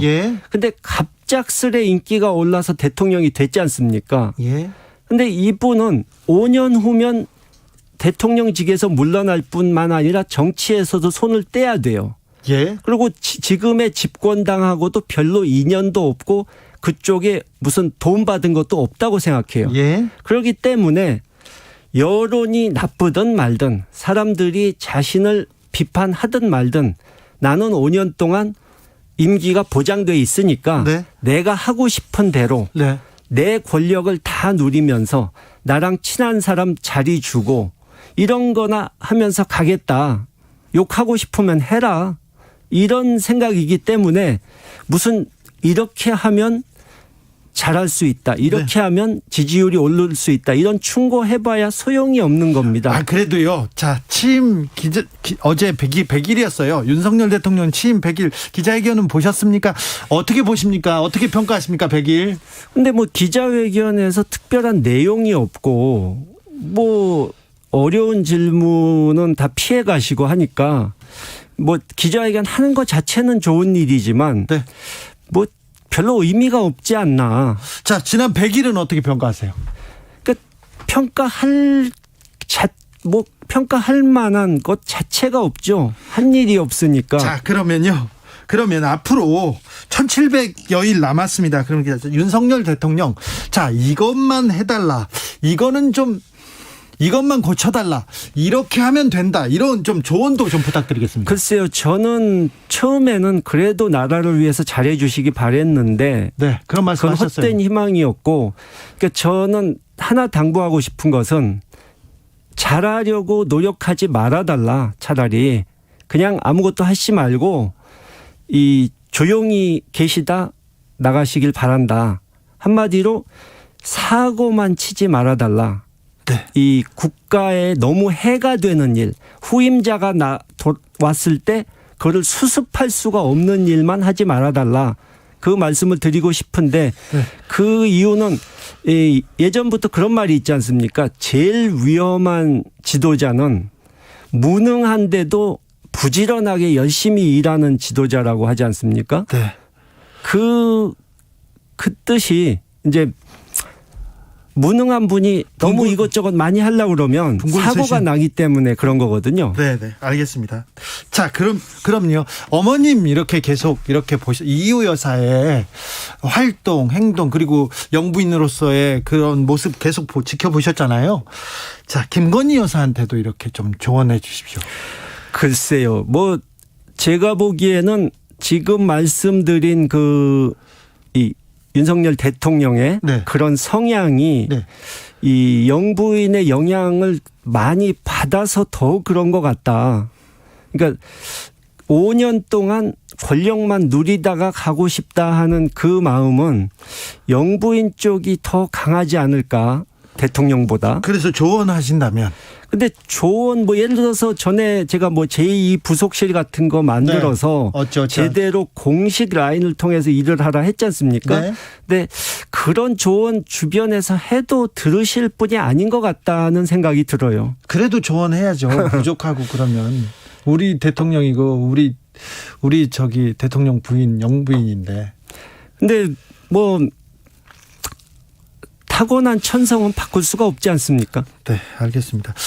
지금 우리 정치의 국민 통합이 화두로 떠오릅니다. 너무 혐오의 정치, 극단적으로 이렇게 편가르기 정치 얘기하는데 국민 통합 하면 또 김대중 대통령의 유산이라고 볼 수 있을 텐데요. 국민 통합을 위해서 어떤 제언을 할 수 있을까요? 예, 김대중 대통령께서 생전에 보면은 이 전두환 씨나 노태우 씨 같은 사람들, 네. 자신을 죽이려고 했던 사람들도 다 용서했고요. 예. 또 예를 들어서 야당 시절에 네. 집권 여당이나 청와대에서 어떻게든 이 김대중 대통령님을 코너에 몰아놓고 네. 이 고사시키려고 막 할 때도 이 국가를 위해서, 국익을 위해서 필요한 부분은 초당적으로 협력을 하셨거든요. 네. 그것이 진짜 말 그대로 협치고 화합의 정치가 아닌가. 네. 지금 그 정신이 정말 정치권에 너무 부족하지 않나 하는 생각이 듭니다. 네. 마지막으로 오늘 여야를 막론하고 DJ 정신 언급됩니다. 그리고 민주당과 그 주변에서는 계속 김대중 정신 계속 지금 회자되고 있는데요. 오늘날 우리에게 필요한 김대중 정신은 무엇일까요? 여러 가지가 있는데요. 하나만 꼽아서 말씀드리자면 그분이 옛날에 자주 쓰셨던 문구가 있습니다. 네. 화의부동. 네. 이 남들과 화목하게 지내지만 내 정체성은 흔들리지 않는다. 네. 또 서재에 걸어놓으셨던 김구 선생 휘호가 있는데 네. 윤집 골중 항상 중심을 잡고 흔들리지 말아라 하는 건데 그 교훈을 좀 요즘 분들이 새겼으면 합니다. 네. 윤석열 대통령한테 조언 하나 해주시고 가시지. 네? 김건희 여사한테도 이렇게 사고만 들으실 분들이 아닌 것 같아서. 아니 그래도 듣겠죠. 잘 듣겠죠. 지금 또 100일 지나고 지지율이 이렇게 좀 추락한 상태이기 때문에 국민의 목소리 잘 듣겠지 않을까요? 듣지 않을까요? 저는 이 지지율을 올리기 위해서 하고 싶은 것을 포기하실 분들이 아니다. 네. 그럴 바에는 그냥 지지율 낮은 걸 감수하겠다 그러실 것 같습니다. 알겠습니다. DJ 정신에 대해서 13주기 김대중 전 대통령 13주기에 김홍걸 의원한테 들었습니다. 감사합니다. 네, 감사합니다. 정치 피로, 사건 사고로 인한 피로, 고달픈 일상에서 오는 피로. 오늘 시사하셨습니까? 경험해보세요. 들은 날과 안 들은 날의 차이. 여러분의 피로를 날려줄 저녁 한 끼 시사 추진우 라이브.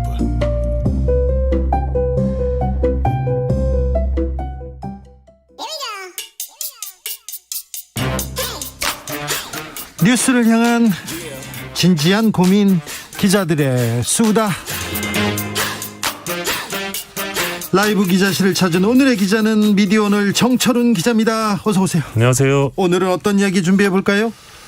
예. 윤 대통령 100일 기자회견 관련해서 네. 언론계 평가 어땠는지 한번 가져와 봤습니다. 그런데 기자회견 때 강인선 대변인이 조금 이렇게 야성향이라든가 약간 좀 비판적인 성향의 기자들한테 질문 순서 안 줬어요? 네. 안타깝게도 그랬습니까? 없었습니다. 중간에 안 주는데도 지금 손 들고 얘기하는 사람, 그런 사람 없었어요? 네, 안타깝게도 없었습니다. 그렇습니다. 어제 기자회견 이 조선일보 기자 출신이죠. 이 강인선 대변인이 질문자를 직접 지목하는 방식이었는데 좀 이렇게 날카로운 질문을 던질 만한 이렇게 좀 질문 순서를 다 짜거나 문답을 다 짜거나 그러진 않았습니까? 네, 그런 건 없었는데요. 이제 그거 없었어요? 예, 박근혜 정부 때는 있었죠. 그렇죠. 이명박 박근혜 정부 때는 있었죠. 근데 질문 기회를 얻은 기자들이 보면 SBS, 국민일보, 연합뉴스, 경제신문 많더라고요. 미국 ABC, 채널A, 부산일보, 요미우리 신문, 뉴시스, 머니투데이, 한국경제TV, 이투데이 이런 곳이었는데 주로 이제 국정운영 평가, 외교 안보 관련 질문 많았고 경제지 기자들은 노동개혁 방안 이런 거 많이 물어봤고요. 정치나 지금 현안에 대해서는 좀 조금 부족했어요. 예, 거의 없었다고 볼 수 있는데 그나마 채널A 기자 질문이 유일했습니다. 네. 이준석 전 국민의힘 대표 주장과 관련된 입장을 물었는데 대통령께서 이 정치인 발언을 챙길 기회가 없었다 이렇게 답을 피했거든요. 네, 좀 넘어가셨죠. 예, 그래서 이 부분 두고 이제 언론계 평가도 오늘 나왔는데 한국일보 사설을 보면 위기를 무시함으로써 축소하려 했겠지만 오히려 무책임하다는 평을 듣기 십상이다 이런 평가를 한국일보가 했습니다. 네. 그리고 어제 이제 기자회견 질문 관련해서 출입 기자들 사이에서는 어떻게 김건희 여사 관련 질문이 하나도 안 나올 수 있냐. 당황스럽다 이런 반응도 있었다고 합니다. 기자들 사이에서도 그런 얘기 있었군요. 예, 그렇습니다. 기자회견에 대한 평가는 어떻습니까? 일단 한겨레는 이 자화자찬과 공허한 답변으로 채워진 기자회견은 국민들이 진짜 궁금해하고 듣고 싶어하는 내용과 거리가 멀었다 이렇게 평가했고요. 박한 평가를 내렸네요. 예, 동아일보는 이 가시적인 청사진을 둘째치고 쇄신 의지도 국민 눈높이에 미치지 못했다. 동아일보 요새 강하게 지금 윤석열 대통령 선거 전후 굉장히 다릅니다. 최근 들어서 매섭게 몰아붙입니다. 예, 그래서 그 언론계 내에서도 동아일보가 변한 거 아니냐 이런 평가도 있는데 동아일보 기자들은 전혀 그렇지 않다. 우리는 늘 이래왔다. 그렇진 않고요. 그렇진 않고 이동관 전 기자가 지금 대통령실 쪽에서 좀 역할을 하고 있는 건데 좀 다르네요. 네, 그래서 동아일보는 우리는 늘 할 말은 하는 언론이었다라고 이제 저한테는 이야기하고 있고요. 그렇진 않았습니다. 네. 그리고요. 중앙일보는 윤 대통령은 검찰 출신 등 측근을 과도하게 기용해 논란을 빚었고 윤 대통령 부부와 사적 인연이 있는 이들의 대통령실 근무, 관저공사 수주 의혹도 불거졌었는데 이번 회견에서는 자성이나 유감 표명이 없었다 이렇게 또 비판을 했습니다. 그러니까요. 사적 인연 있는 사람 너무 많이 채용한 거 아닙니까? 검사 너무 많이 좀 채용한 거 아닙니까? 근데 이런 질문도 어제 기자회견에서 전혀 안 나왔거든요. 왜 안 나오죠? 이거 중요한 문제인데 이거 왜 안 왔죠? 그러니까 아까 진행자께서 말씀하신 것처럼 대통령실 대변인이 질문자를 지목하는 과정에서 사실 대변인은 출입기자 이름을 다 알거든요. 누가 누군지. 알죠. 예. 누가 어디 기자인지 알죠. 예, 그래서 I2I 이제 컨택을 하면서 네. 이제 지목을 했는데 그래서 결국 대변인이 이제 출입 기자들을 이렇게 골라낸 것 아니냐. 네. 그런 의혹 제기도 있습니다. 정철은 기자, 근데 윤석열 대통령을 옹호하던 굉장히 호의적으로 보던 그 언론사들 다 어디 갔습니까? 그러게요. 다 사라졌어요? 한 곳 여전히 있는데요. 딱 한 곳. 네. 조선일보는 뭐라고 조금 썼어요? 평가가 달랐습니다. 네. 국민은 윤 대통령의 이번 회견에 적잖은 안도감을 느꼈을 것이다. 네. 이렇게 호의적으로 평가를 하면서 어떤 면에서요? 취임 초반 미숙하고 때론 거칠게 비쳤던 모습에서 벗어나 변화하려는 의지를 보였기 때문이다. 이렇게 평가했습니다. 국민은 안도감을 느꼈을 것이다. 예. 네. 네. 뭐 이렇게 보시는 분들도 계실 테니까요. 네. 근데 이제 언론계 대부분의 평가는 조선일보와는 조금 다르다. 네, 이렇게 다음으로 만나볼 이야기는요? 예, 기자협회가 이제 운영하는 기자협회부에서 창립 58주년을 맞아서 기자 1000명을 대상으로 여론조사를 했는데요. 자, 창립 때마다 여론조사 한 번씩 합니다. 예, 응답자의 10.7%만, 그러니까 기자 10명 중에 1명 정도만 윤 대통령이 국정수행을 잘하고 있다 이렇게 답했습니다. 네. 잘못하고 있다는 부정평가는 무려 85.4%에 달했는데요. 네. 언론사별로 보면 이 종편 보도 전문 채널의 부정평가가 76.4%로 그나마 낮은 편이었고요. 거기도 높네요. 예, 그리고 본인의 정치 성향을 보수라고 밝힌 기자들 사이에서도 이 부정평가가 65.9%로 높았습니다. 자, 자기의 성향을 보수라고 보는 사람이 많을까요? 진보라고 보는 사람이 많을까요? 기자들 사이에 지금은 압도적으로 중도나 보수라고 얘기하는 사람들이 많을 것으로 예상됩니다. 정철은 기자 맞죠? 예, 그런데도 불구하고 부정평가가 많았군요. 예, 맞습니다. 특히 이제 공직자 인사가 잘못되고 있다. 이 응답이 86%로 매우 높았는데 인사 문제가 항상 자신의 정치 성향을 매우 보수라고 밝힌 기자들조차 이 부정평가가 51.6%로 과반을 넘었습니다. 네. 그러니까 최근에 이제 조중동을 비롯한 보수신문 논조를 보면 논조가 바뀌었어요. 예, 인사와 관련된 비판이 많은데 바로 이런 대목들도 이제 같이 연결지어서 보시면 될 것 같고요. 그래서 보수적인 언론사들도 보수적인 기자들도 굉장히 우려하고 있고 이건 잘못됐다 이렇게 보고 있습니다. 예, 맞습니다. 이건 대통령실에서 좀 읽어야 돼요. 박근혜 정부 때도 사실 조중동에서 그 인사 참사다 이러면서 인사를 많이 비판했는데 박근혜 정부가 제대로 듣질 않았죠. 네. 다만 이번 조사에서 기자들이 이게 윤 대통령의 출근길 문답 도어 스태핑이라고 하죠. 여기에 대해서는 긍정적으로 평가를 했는데요. 57.7%가 이제 바람직하다 이렇게 평가를 했습니다. 아무래도 이제 기자 입장에서 보면 매일매일 이제 기사거리를 던져주죠. 때문에 나쁠 건 없다고 봅니다. 사실. 네. 좋아하죠. 이 부분, 이런 부분은. 예, 다만 제가 이제 대통령실 홍보 라인에 있다면 저는 하지 말라고 권유를 하고 싶은데 그렇습니다. 여론조사 개요 알려주십시오. 네, 기자협회부가 마크로밀 엠브레인에 의뢰해 기자협회 소속 199곳의 언론사 기자 대상으로 지난달 29일부터 8월 7일까지 실시했고요. 95% 신뢰 수준의 오차 범위는 플러스 마이너스 2.95%포인트입니다. 네, 자세한 내용은 기자협회 홈페이지 참조하시기 바랍니다. 다음 만나볼 이야기는요. 이 세계일보가 2019년 9월 5일 이때가 이 조국 전 법무부 장관 인사청문회 하루 전이었거든요.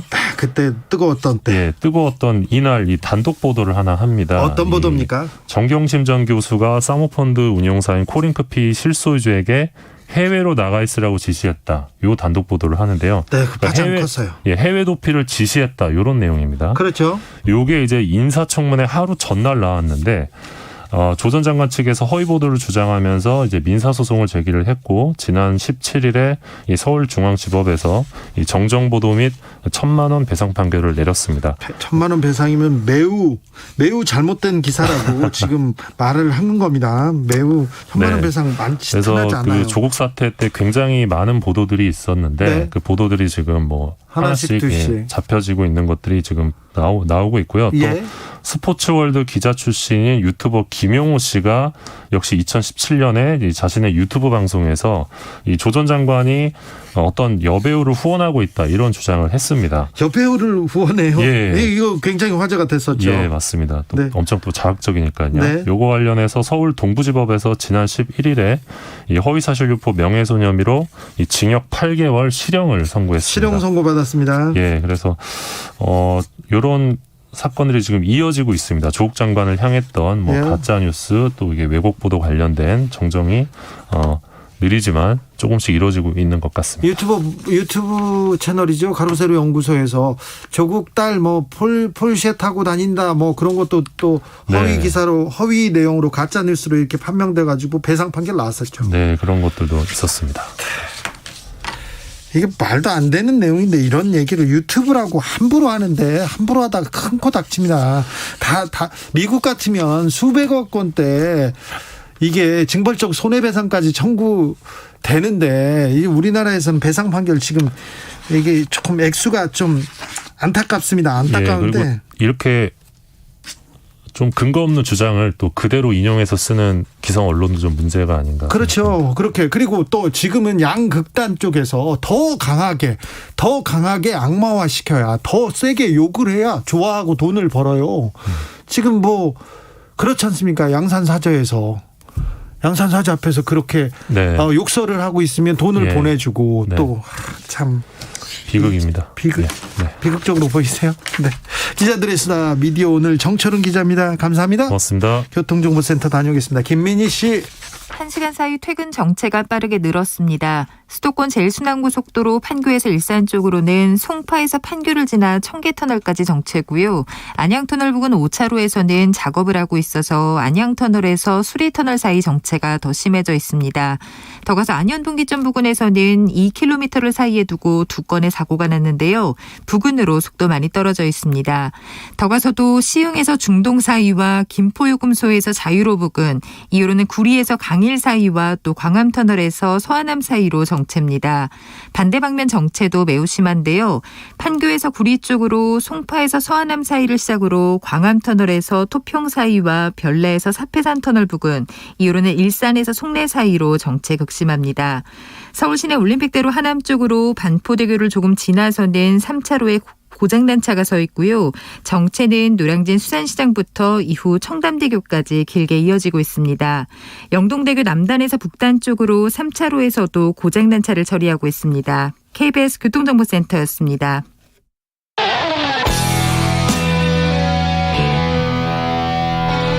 스치기만 해도 똑똑해진다.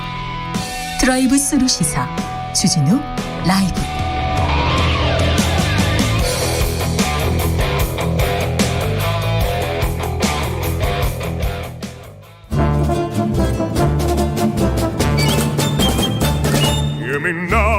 여기도 뉴스 저기도 뉴스 빡빡한 시사 뉴스 속에서 가슴이 답답할 때 뇌에 휴식을 드리는 시간이었습니다. 오늘도 맛있는 책을 만나보겠습니다. 책의 맛. 김갑수 평론가 어서 오세요. 네, 안녕하세요. 정선태 국민대 교수 어서 오세요. 네, 안녕하세요. 네. 국민대는 뭐 논문 막 그냥 쓰고 그러는 데는 아니죠, 절대. 아, 그럼요. 그렇죠. 네. 박사학위 논문 거기 가서 공부 열심히 하죠. 아, 그럼요. 네, 알겠습니다. 대부분이 그렇죠. 네, 그렇습니다. 그렇죠. 자, 오늘은 어떤 책으로 가볼까요? 네, 올 2월에 돌아가신 네. 이어령 선생님의 유작이라고 해야 되겠죠. 네. 이제 인생의 마지막이 예고된 상황. 2019년부터 네. 올해 돌아갈 때까지 병상에서 육필로. 예. 이제 그러니까 컴퓨터로 친 게 아니라 글씨로 이렇게 하나하나 쓰시고 네. 그다음에 그림도 해서 그것들을 엮어서 책 한 권이 나왔어요. 네. 몇 달 됐는데 미루다가 이제 오늘 책 소개는 네. 책 제목은 눈물 한 방울이에요. 네. 눈물 한 방울. 그러니까 이 제목의 의미를 좀 새겨볼 필요가 있는데 어떻게 조금 더 얘기할까요? 네. 그 이어령 선생이 생전에 하시던 얘기가 있어요. 나는 내 얘기는 하지 않는다. 이게 네. 아마 지식인의 예의라고 생각했던 것 같아요. 아, 예.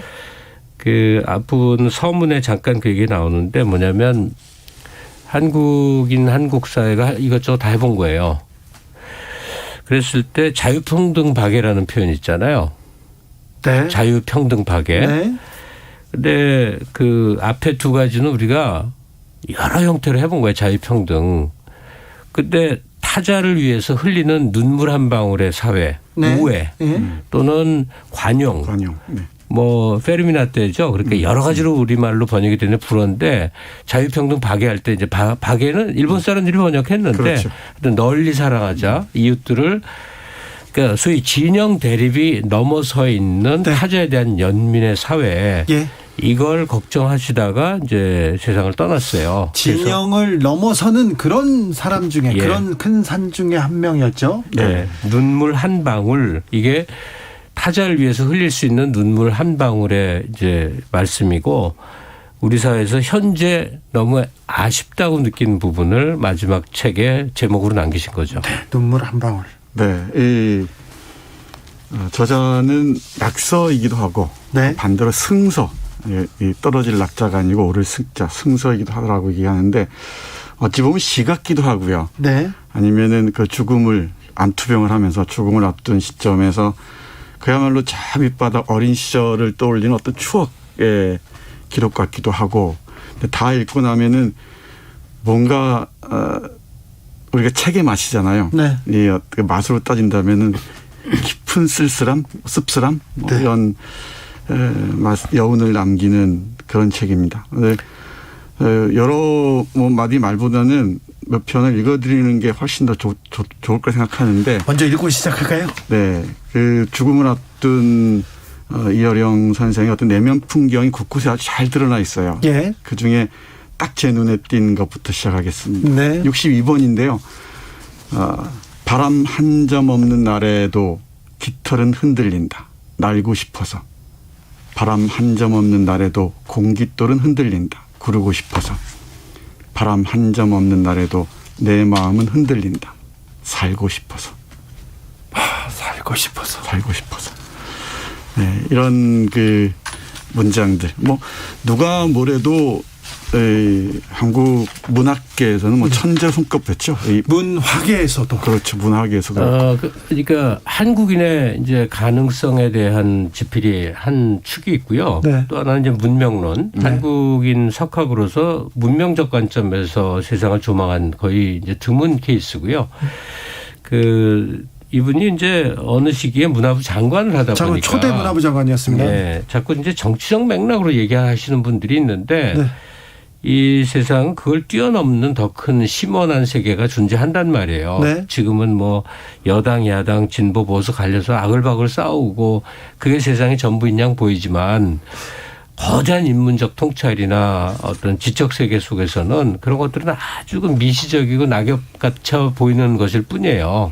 그러니까 이어령이라는 한국이라는 천재의 삶 자체는 그런 지적 탐구의 과정이었는데, 그러니까 저도 보수 정부에서 문화부 장관을 지냈지만 바로 김대중 정부에서 또 장관급 인사 새천년을 맞이하는 큰 행사와 그다음 큰 의미 있는 일들을 기획했으니까 이분은 뭐 진보 보수 갇혀 있는 사람은 아니었어요. 그런 이념적 구획이라는 게 참 서글픈 거고요. 예.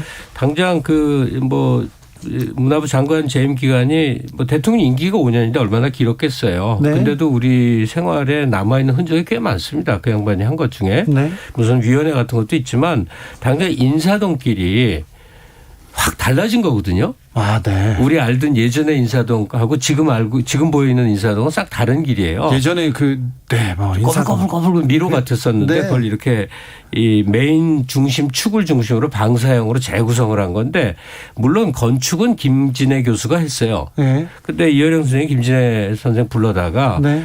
큰 아이디어를 줬거든요. 네. 되게 이제 88 올림픽 개폐막식에 구상을 한 게 이제 제일 유명하죠. 그렇죠. 88 올림픽을 이분이 기획했습니다. 그리고 한혜종 개막식.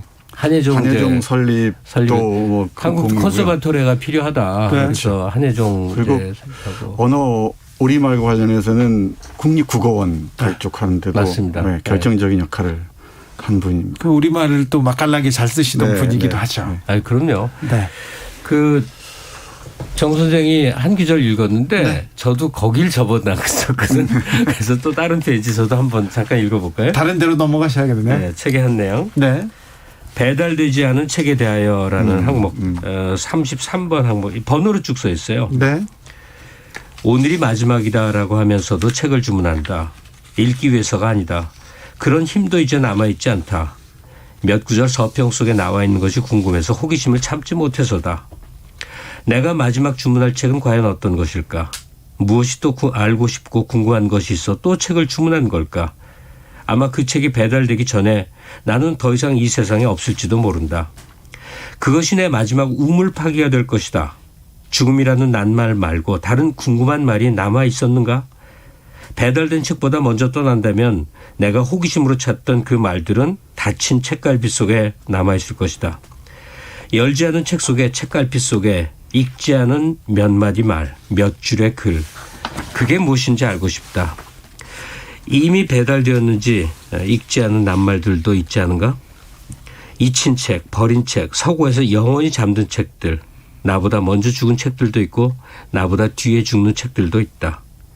배달되지 않는 책 표지가 무슨 색인지 알고 싶다. 2019년 12월 14일. 네. 배달되지 않는 책 표지가 무슨 색일까? 이 책에 대한 글이 몇 편이 있는데요. 네, 책에 대한 애정이 듬뿍. 평생 그렇게 책을 읽었으면서도 죽음을 눈앞에 둔 시점에서도 새로운 책을 준비하는 그 호기심. 네. 그 지적 호기심이야말로 참 놀랍죠. 108번 보면은 이런 문장도 있습니다. 짤막한 부분만 읽어드릴게요. 아유, 계속 읽으셔도 돼요? 네, 그래도 좋을 겁니다. 네. 책들과도 이별을 해야 할 시간이 되어서 최고 사령관이 부대의 사열을 하듯 서가의 구석구석을 돌았다. 쇠다리 같은 무거움으로 나를 가끔 멈추게 하는 낯익은 녀석들이 있다. 그 책마다 내가 써야 할 아이디어와 불을 지펴야 할 그래야 불타오를 수 있는 혼들이 있는데 그냥 지금 작별을 해야 한다. 영영 내 생각들은 저 책갈피 속에서 재가 되고 먼지가 되겠지. 죽음을 앞두고 이별을 준비해야 되는데 사랑하는 사람들, 가까운 사람들 생각하는데 이분은 또 책하고 이별하는 게 매우 중요한 예식과도 같네요. 그렇죠. 근데 이어령 선생이 이제 사적 얘기를 안 하는 분이라고 그랬잖아요. 근데 정말 끝끝내 거의 안 합니다. 안 하는 분이에요. 어머니 말고는 어머니하고 큰형 자전거 탄 이야기. 딸 얘기했었잖아요. 근데 그래서 얘기를 드리는 거예요. 일단 그 사모님하고 굉장히 가까운 사이로 유명하거든요. 네. 문학에는 다 압니다. 굉장히 가까운 사이인데 한마디도 남기지 않아요. 그러니까 글을 통해서 타자로 구분하지 않는 거였겠죠. 미뤄 짐작컨대는 사모님 얘기를 쓰지 않아요. 그 밖에도 아들 얘기도 한마디도 쓰지 않습니다. 이건 내 사적인 영역이니까 하고 독자에 대한 예의라고 생각하고. 근데 후반부에 미나 돌아가신 그 딸이 있어요. 딸이 먼저 돌아가셨습니다. 네, 딸 얘기가 병으로 나오는데 네. 이분들 이제 허물어져 가는 모습이구나 하면서 이제 느낀 거예요. 네. 근데 이렇게 절절하게 표현한 게 아니라 이름을 이렇게 보고 싶다고 써요. 네. 근데 그게 야, 이분이 얼마나 이게 이 가슴에 맺혔던가 하는 게 이렇게 다가오더라고요. 딸 관련된 글은 조금 있고 책도 있는데 각별하셨던 것 같아요. 네, 이 미나 씨하고 제가 고등학교 때 서클을 같이 해갖고 그래요? 꽤 친했어요. 그래서 여성계 인사들은 또 서로 또 김갑수 선생님 거의 또 겹치더라고요. 아니 그래서 저 이어령 선생을 그 고등학생 신분으로 가서 뵌 적이 있었어요. 아 그래요? 네. 그때 어땠습니까? 그때 솔이라는 담배가 있는데. 네. 솔. 네, 이분이 90에 돌아가셨잖아요. 그 당시에 솔이라는 담배가 있었는데 내 기억이 나는 게 한 3시간 정도 좀 학생 인터뷰식으로 있었는데 네. 한 대를 피우시면서 나머지 손으로 또 한 대를 물고 다 그러니까 설 여러 가위 그 인터뷰 중에 다 없어진 기억이 납니다. 계속 잠시도 끊이지 않으면서 너무 바쁜 거예요. 이쪽 붙이고 그냥 안에서 에너지가 막 솟구치던 분이었거든요. 그러고는 이제 노년부터는 굉장히 이제 다른 모습으로 이렇게 변해 가신 그런 모습인 거죠. 네. 이어령 선생을 이렇게 조금이라도 접촉한 분들이 참 많이 얘기를 해요. 굉장히 강렬하게 인상적인 분이어서. 근데 책에 남아있는 이 글귀들 보면 이게 일생에 한국인 중에 40 넘은 사람들은 이어령 선생의 글을 어디선가 봤거든요. 그럼요. 이분 저서가 100권이 넘기 때문에 160권입니다. 어디선가는 봤다고요. 그래서 네. 굉장히 기억이 새록새록한데 그분이 또 평가하거나 분석해 놓은 글을 자기들도 모르는 사이 다 읽었어요. 지금 정치인 이준석 씨가 37, 8에 지금 유명한 온 나라가 얘기하잖아요. 네. 그 전에 김영삼 씨가 27의 의원이 됐는데 그렇게 유명하지는 않았단 말이에요. 뜬금없는 얘기를 왜 하냐면 이어령 선생은 26에 우리나라에서 제일 유명한 사람 중에 하나가 됩니다. 그래요? 예, 그때 무슨 일로? 참여문학론이라고 그래갖고 전봉건, 김수영 이런 사람들하고 당시 제일 유력한 동아일보, 조선일보 이런 매체에서 논쟁을 벌이는데 그 당시에 대가들을 막 압도한단 말이에요. 그때 대학원생이었는데. 그래요? 그러니까 26살에 이미 너무나 유명한 사람이 돼서 이분이 한갑잔치 할 때 사람들이 다 놀란 거예요. 한 8, 90은 된 줄 알았는데. 맞아요. 언제적 이어령인데. 네. 맞아요. 그런 분들이 있어요. 그 얘기를 했었죠. 네네. 네. 김수영 산문집 보면은 이어령과 논쟁하는 멋진 글이 있습니다. 그때는 이제 참여문학, 순수문학 이런 용어를 쓰면서 대사회적 논쟁이었던 거죠. 제 책의 내용의 한 귀절 읽어보겠습니다. 46번인데요. 보고 싶은 사람이 없다. 미치게 보고 싶은 사람이 없다.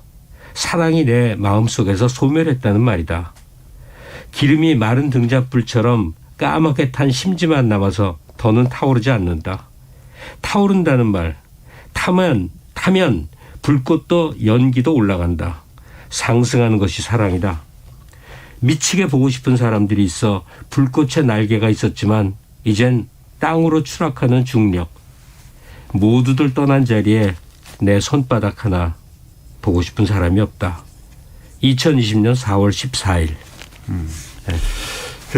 좋은 책을 기준을 정하는 방식이 여러 가지가 있겠죠. 그중에 하나가 독자들의 그야말로 몰랐던 심금을 울리는 마음의 현을 울리는 부분을 발견했을 때 그 좋은 책을 생각할 수도 있잖아요. 네.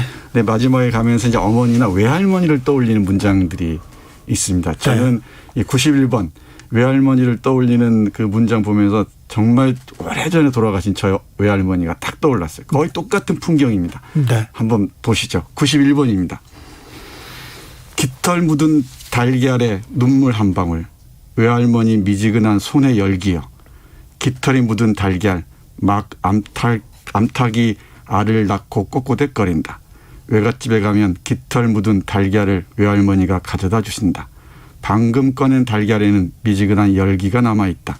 그게 달걀의 열기인지 외할머니 손에서 전해진 온기인지 내 손으로 옮겨진 깃털 묻은 계란에 눈물 한 방울이 떨어진다. 암탉은 알을 낳고 외할머니는 정을 낳고 그 온기 속에서 자란 내 생명의 온도. 식지 않는 이 온기, 미지근한 것이 손에 잡힌다. 어머니의 어머니, 그 어머니의 어머니. 과학자들은 아프리카에 살던 인류 최초의 외할머니를 미토콘드리아 이브라고 부른다. 2021년 2월 1일. 외할머니 생각나죠? 저는 외할머니에 대한 기억이 일찍 돌아가셔가지고 없어요. 그래서 그렇군요. 외갓집이 저는 외가에 대한 추억이 저희 외갓집은 아주 커다란 과수원을 했습니다.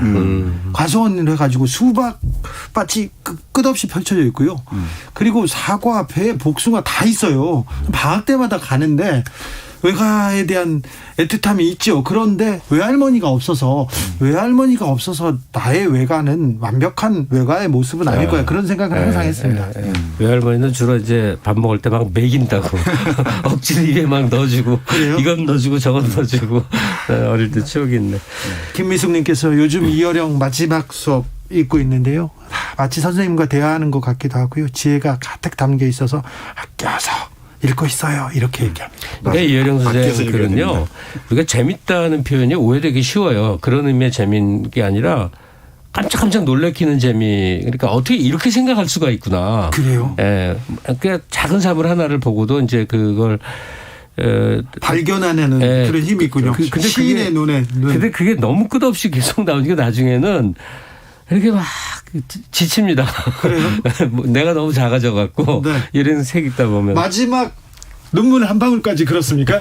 근데 이 책에 대해서는 제가 좀 드리고 싶은 얘기가 책 안에 이혜령 선생님이 직접 표현해 놓은 건데 나이가 들어서 늙어서 죽음은 이제 서글픔으로 다가올 텐데 젊은 날에 대한 젊은 날의 죽음에 대한 인식은 행운이라고 그래요. 네. 그러니까 삶의 폭이 넓어지는 거겠죠. 그렇죠. 죽음을 생각해야 삶이 깊어지죠. 네. 그래서 이혜령이란 존재가 친숙한 한국의 좀 연세 있는 독자들 못지않게 젊은 친구들, 지금 학생 10대나 20대들이 어떤 유명한 할아버지가 돌아가시기 전에 침대에서 한 글자 한 글자 썼대는데 하면서 좀 본다면 이게 어려운 글이 아니거든요. 이 책이 어렵지 않아요. 굉장히 인생의 그 나이 때에 많은 생각을 하게 하지 않을까 하는 생각을 합니다. 네, 그렇습니다. 아껴서 이 책 마지막에 도달하는 게 너무 아쉬워요. 네, 이 책에 대한 얘기들이 워낙 많은데 끝까지 머뭇거리는 건 역시 책 때문인 것 같습니다. 이 짧게 볼까요? 93번 중의 부분인데요. 하나님, 제가 죽음 앞에서 머뭇거리고 있는 까닭은 저에게는 아직 읽지 않은 책들이 남아있기 때문입니다. 정직하게 말하자면 옛날 읽은 책이라고 해도 꼭 한번 다시 읽어야 할 책들이 날 기다리고 있기 때문입니다. 정선태 선생님 이게 여기에도 걸리는구나 또. 네, 자꾸 걸려요. 네, 자꾸 또 읽어야 되는데. 장폴 사르트라는 사람이 문학이란 무엇인가라는 책에서 자신의 서재를 거대한 공동묘지라고 표현하고 책 한 권 한 권을 관이라고 얘기했거든요. 그러니까 죽은 사람들의 혼이 담긴 관이라고 얘기했는데, 그리고 이 문학 비평가는 그 관을 지키는 묘직이다라는 표현을 했는데, 이 묘직이 신세에서 크게 벗어나지 못한 사람들에게는, 그리고 또 이 책의 맛을 들으시는 많은 분들은 이혜령 선생의 이 말이 콱 다가오지 않을까 싶어요. 그러니까 이혜령이라는 존재가 살아온 이제 한국사에 이제 그 한 맥이 있잖아요. 이분을 추모하는 마음으로 뭐 직접 뭐 묘소를 찾아뵙는다거나 행사를 기획한다거나 하는 일은 너무 큰 거고 어려운데, 이분이 마지막 남기고 필사적으로 종이에 쓰고 싶어 했던 이 한마디 한마디를 읽어보는 거는 돌아가신 분에 대한 예의이기도 하고 뭐 여러 가지 의미가 있는 것 같아서요. 좀 간곡하게 이혜령의 마지막 노트 책 제목 눈물 한 방울, 이 책이 좀 넓게 읽히기를 기원하겠습니다. 오사공원님께서 이혜령 선생님은 자체가 철학입니다. 모두가 나만의 철학을 지니며 하루하루 살아갔으면 합니다. 이렇게 얘기하시고요. 조혜숙님께서는 정치로 받은 스트레스 책의 맛으로 깨끗이 씻어내는 시간입니다. 이혜령 선생님 감사합니다. 얘기합니다. 1220님, 저도 책 좋아하는데요. 이혜령 선생님께 될 게 아니네요. 병원이 잠드시기를. 지금 정선태 선생님도 빨리 일단 읽어야 되는데 또 주문해야 되는데 김갑수 선생님 그 생각하시는 거잖아요. 네. 여러분도 이혜령 선생의 눈물 한 방울, 마지막 죽음을 앞두고 마지막 이렇게 남기신 말들 함께 만나보셨으면 좋겠습니다. 김갑수 선생님, 정선태 교수님 감사합니다. 네, 고맙습니다. 오늘도 잘 들었습니다. 책만 계속 읽고 싶습니다. 주진우 라이브는 여기서 인사드리겠습니다. 오늘 돌발 퀴즈의 정답은 우회전이었습니다. 우회전. 저는 내일 오후 5시 5분에 돌아오겠습니다. 지금까지 주진우였습니다.